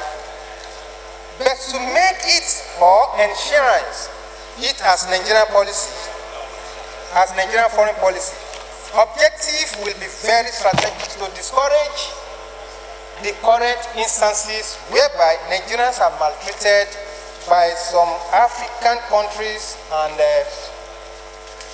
other nations wide. Mr. Speaker, respected colleagues, Nigerian foreign policy should, in this vein, also extend further the economic diplomacy of the General Babangida era to such a one that will reinvigorate the much desired advancement of Nigeria in the area of science and technology as well, which will surely endanger the development of the country. Finally, Mr. Speaker, the honorable colleagues, the point I am making is that Nigeria should always review her foreign policy to constantly suit the situation on ground at all times, instead of allowing our foreign policy to look like a permanent or static that can never be reviewed or changed. And as we all know, the present government, the mission and the vision has to do with change. In any business environment, we all know that every industry or factory always change their brands. For instance, in last 2 years, I traveled to Cotonou and I saw how Nigerians were being maltreated there, but I disguised until when the ambassador of Nigeria came down, Mr. Badmus, and tendered an apology and said he never knew that I was one of the legislators in Nigeria. But I asked him, supposing I am an ordinary, honorable citizen of Nigeria, what would have happened? And the man said, well, it depends on our foreign policy, because we fail to change and to review Nigerian foreign policy. This house stands to fight for the welfareism of the citizens of Nigeria, and we cannot continue to let our citizens be suffered in African countries and other nations. Mr. Speaker, honorable colleagues, I so submit. Thank you. Chair of Foreign Relations. Thank you very much, Mr. Speaker, sir, for yielding to me. My name is Nenna Elendu KJ, member representing Bende Federal Constituency. Mr. Speaker, sir, I'm from Abia State. Mr. Speaker, I'd like to thank the mover of this motion for bringing to the floor a conversation about Nigeria's foreign policy and the need to review Nigeria's foreign policy. But Mr. Speaker, sir, in speaking to this motion, I'd like to say that Nigeria's core objectives, the core objectives of Nigeria's foreign policy are clearly enshrined in the Constitution of the Federal Republic of Nigeria. And to that end, Mr. Speaker, sir, his motion that says keeping Nigeria's core interests in the front burner are already taken care of. Mr. Speaker, let me make the point that Nigeria's foreign policy, one of the objectives of Nigeria's foreign policy is promotion of and protection of national interest as enshrined in our Constitution. But Mr. Speaker, sir, aside from that, just world order, international, global peace, Nigeria, Africa as the centerpiece of Nigeria's foreign policy as enshrined in the Constitution.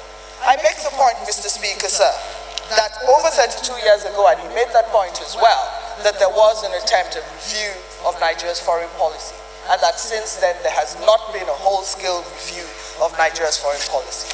But Mr. Speaker, in the time between then and now, I must say that there have been several conversations about looking at Nigeria's foreign policy, the discharge of Nigeria's foreign policy, the tools of Nigeria's foreign policy, and the institutional strength of that foreign policy.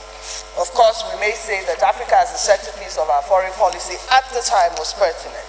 Nigeria had just come out of independence. The entire West African region was in absolute disarray. The rest of Africa was under colonial rule.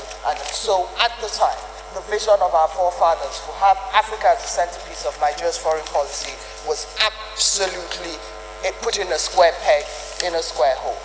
Moving forward from that time, I must admit that several things have happened that have made the world a totally different place from where it was.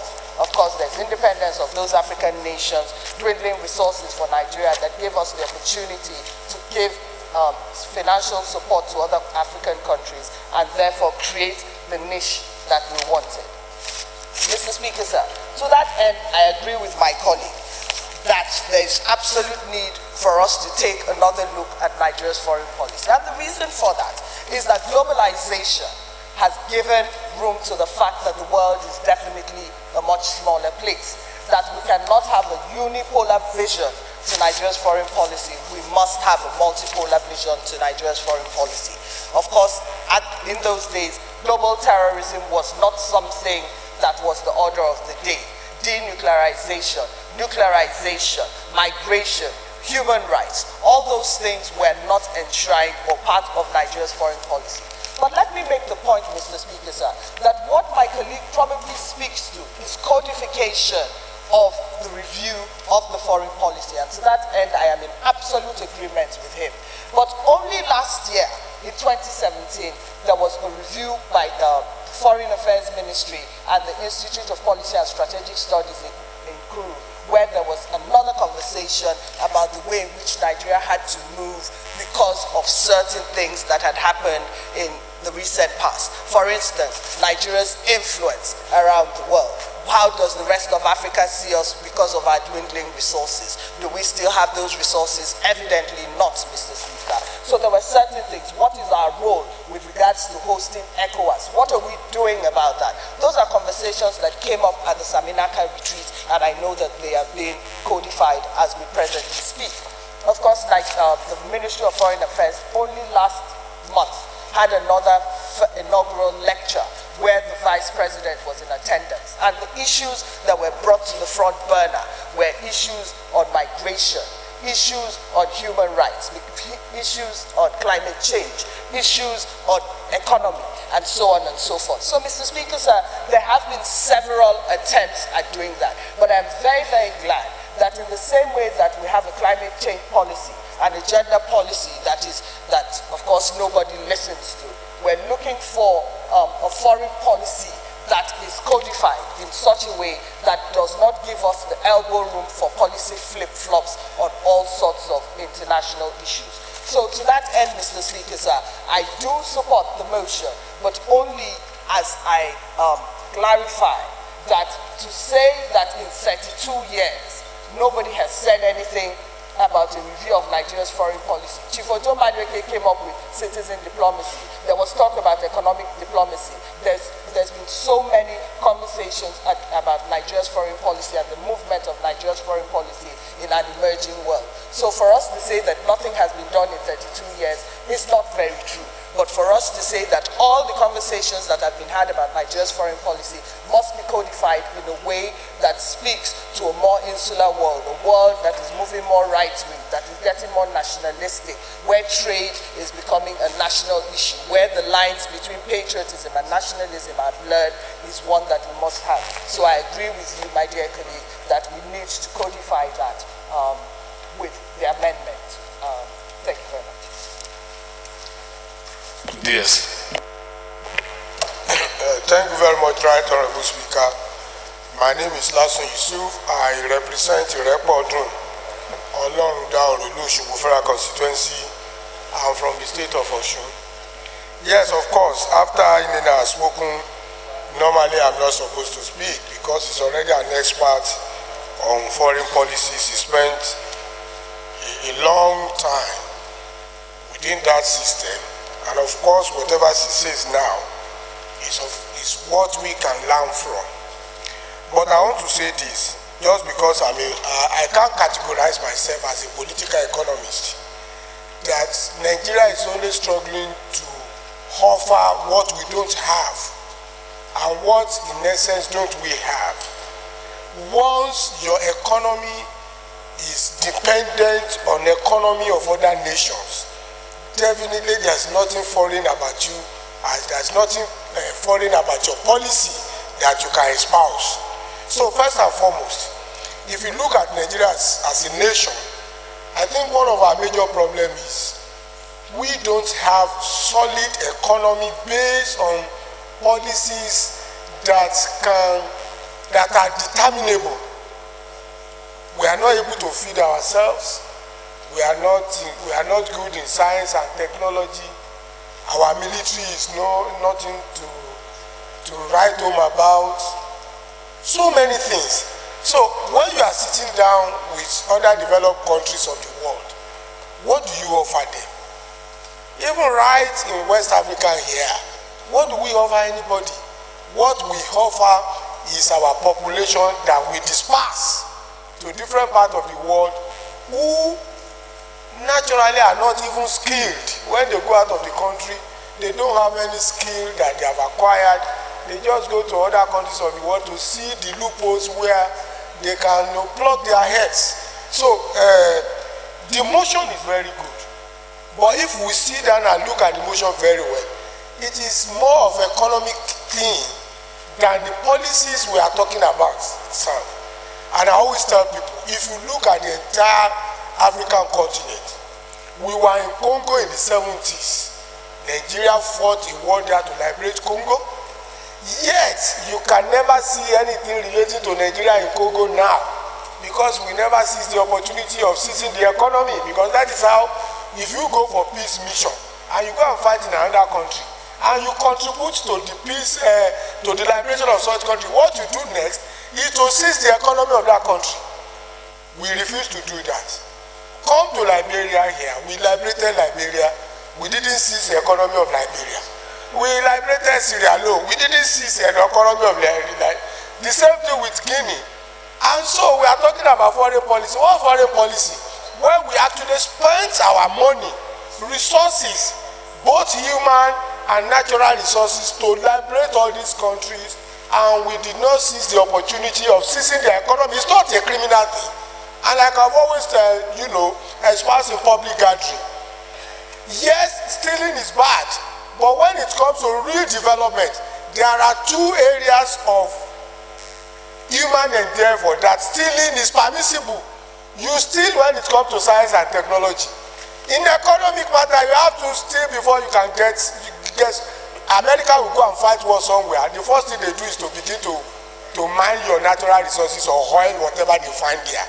So our foreign policies that we are talking about can only be espoused and can only be meaningful if we have economic policy within the Nigerian nation that can be sold to the other countries of the world. But here, even the way we run our government, we can't tell what are our policies in the last 20 years. I can't see any policy. It's only recently when we know that the importation of rice is almost killing us. That is when we now go back and started doing rice farming. Outside that, what else? In the 60s, Nigeria was the highest producer of palm oil, the second highest producer of cocoa. We are third in coffee. All these things, we cannot even tell where we are today in terms of international ranking. So, any foreign policy at all has to emanate from the economic policy within the country itself, so that when you have what you want to offer, you can only say they are different, but when you are not solid at home, it is common knowledge that whatever you don't have, you cannot give. And so I don't know of anything that Nigeria has that I want to give to anybody. Trump is there now. Trump is talking about nationalization. He said bring back all the American companies because of tax, and it's because they have what they can give to the other countries of the world in terms of science and technology. So as far as I'm concerned, I don't want us to be too theoretical about all our problems. Our problems are practical things that we have to sit down, begin to provide solutions to them. They are so practical. The theories are just too many and confusing.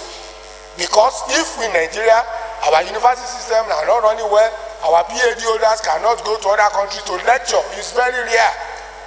If what we offer here as skill acquisition cannot go to Ghana there to do even other many jobs like masonry or carpentry or something, and yet we are talking about policy.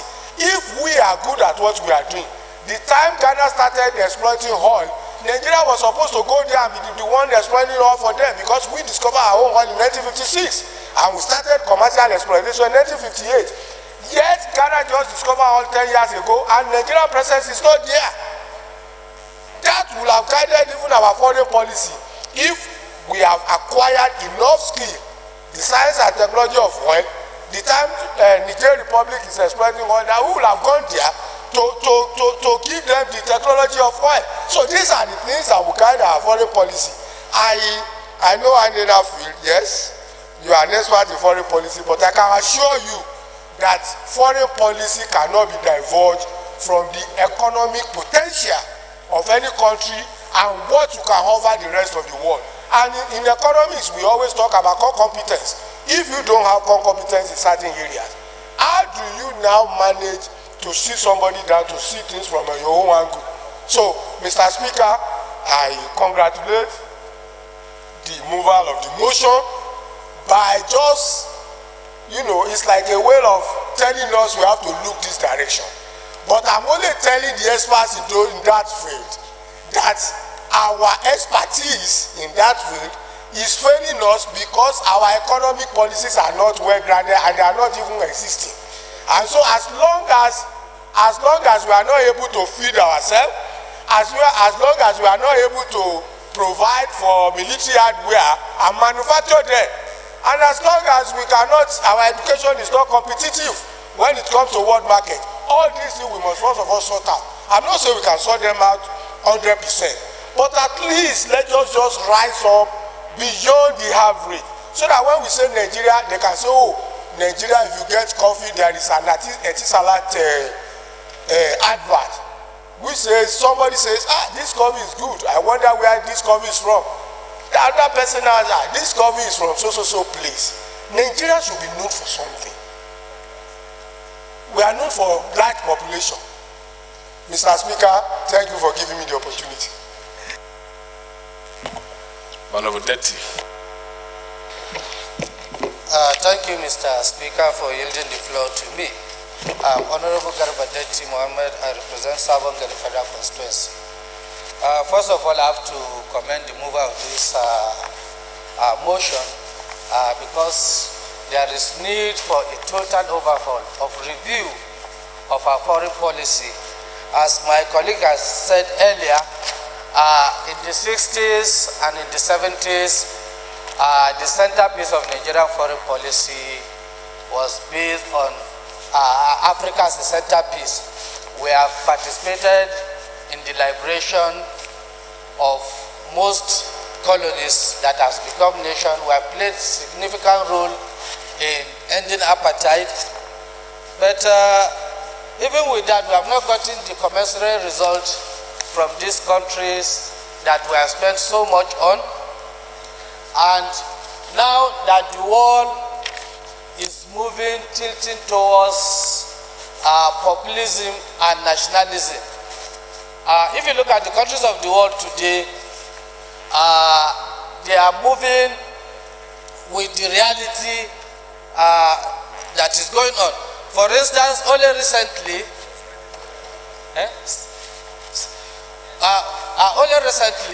if you could recall,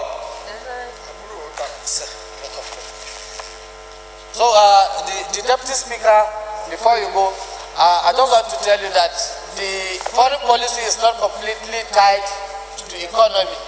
There are other variables that are also involved. There are influence. Only recently we contested the position at African Union Commission and we lost. Why? Even the countries that have been assisting did not vote for us.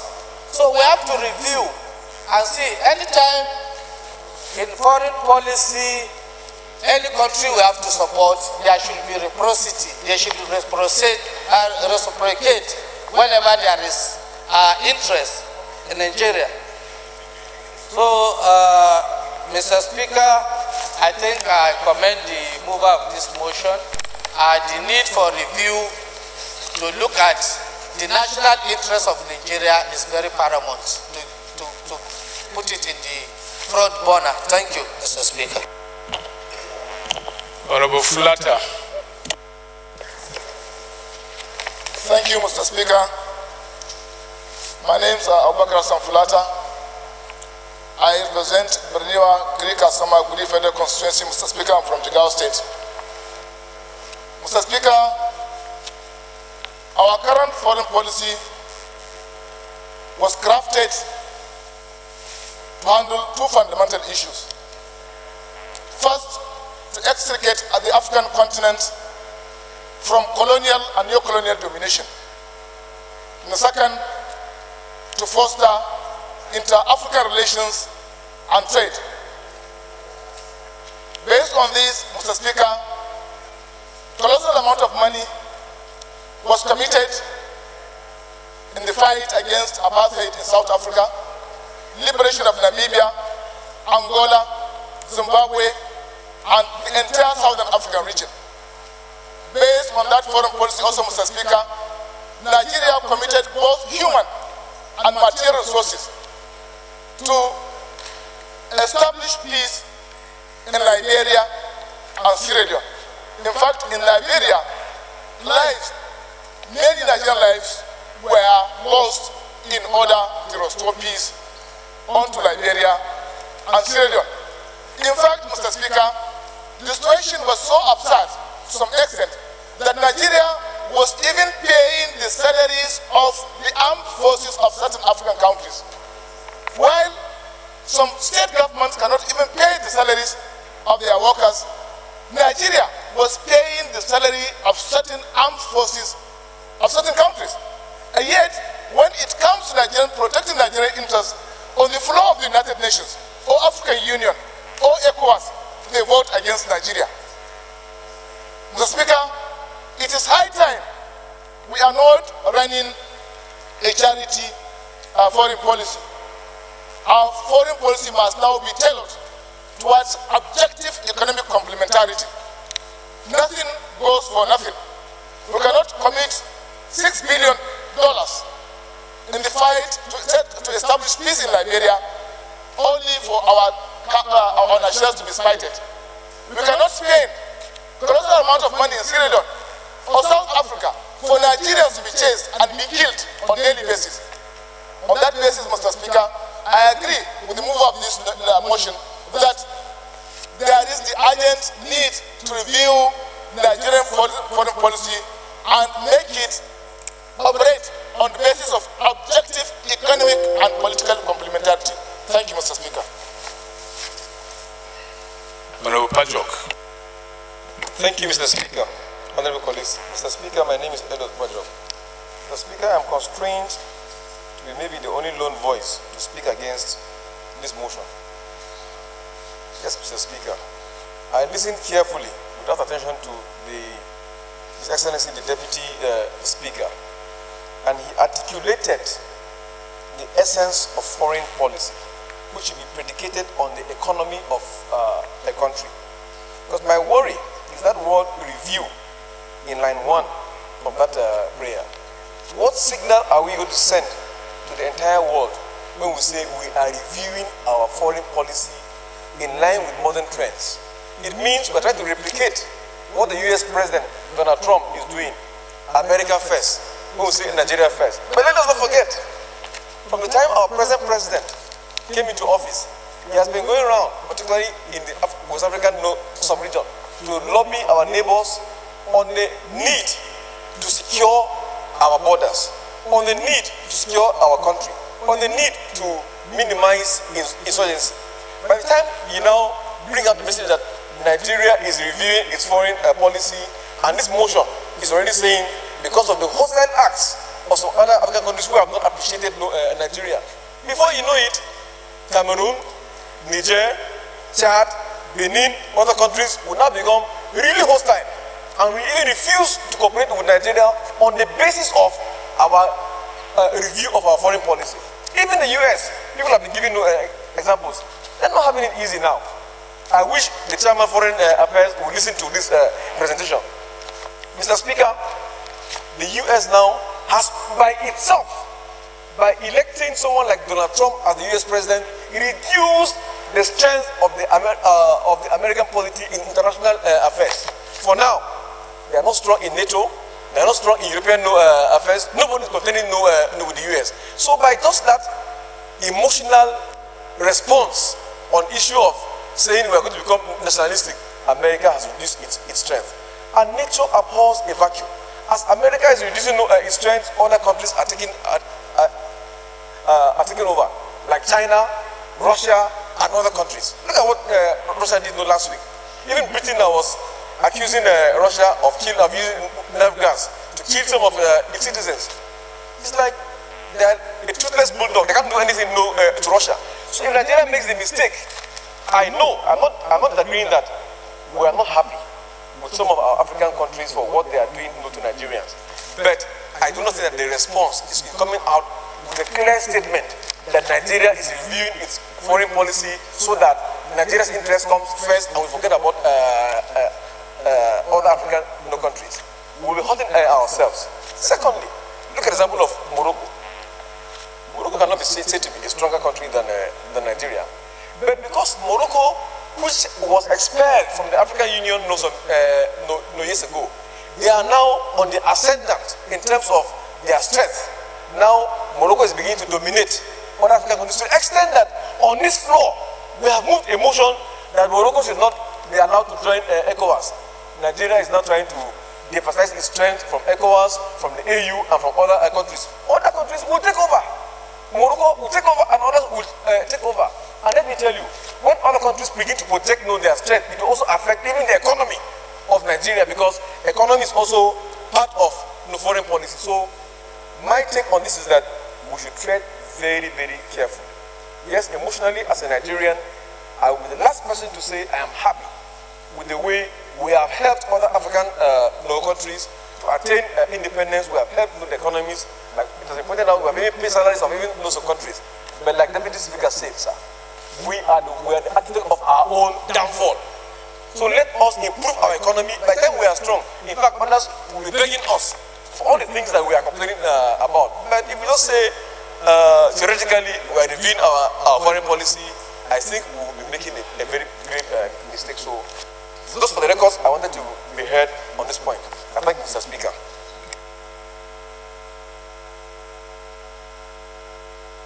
Any more contribution? Otherwise, I'll put the question. Those in favor of the motion say aye. Those against it say nay. The ayes have it. I think we've done well today. Commendation to all of us for the members who are here, believing that we'll carry on. I think that we have hit a point of diminishing returns. And I'd like to recognize the Chairman Rules and Business. I plead with them and apologize with them that we'll continue on Tuesday, please. Chairman Rules and Business moved that we suspend consideration of other items on the other paper, including consideration of report, and promise them that we will select them for consideration on Tuesday so that we can move on. Thank you, Mr. Speaker. I'm Dr. Bode Ayorinde. I represent Owose Federal Constituency, the latest author in Nigeria. I rise to move that the rest items on the other paper be suspended, and in line with the promise of Mr. Speaker, our committee will give priority to these items early next week. I so move, Mr. Speaker.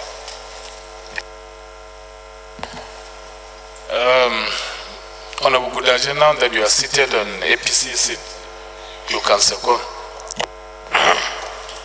Thank you, Mr. Speaker. My name is Honorable Mohammed Kudaje Kazore. I'm representing Kazore Road, Nukuiwa M. Kashim, Mr. Speaker. I am I write to second the motion that the items be stepped down from the order paper. I so second, Mr. Speaker. Okay. Are you attending to a dinner tonight, or are you taking another wife? I don't understand this, your dress. Those in favor of the motion say aye. Those against it say nay. Ayes have it. Actually, the move that we adjourn. Honorable Speaker, honorable members, I am Honorable Mohamed Tahir Munguno. I represent Martin Munguno, Ngenze Federal Constituency of Borno State. I hereby move that the House to adjourn to Tuesday, the 20th of March 2018 by 11 a.m. I so move. Second, rules of business. Thank you, Mr. Speaker. I rise to second the motion of adjournment, ably moved by the acting leader of the House. Honorable Nena, it's now that I make sense of what I just attempt to sit close to you. You know, he's dressed like a groom, and the groom must have a bride. I hope that wasn't his intention, so we have to investigate that later. Your Excellency, I actually thought he was the waiter at a restaurant. I didn't know he was dressed that way. No, you have not had it from me. The House is adjourned to Tuesday, 11 a.m.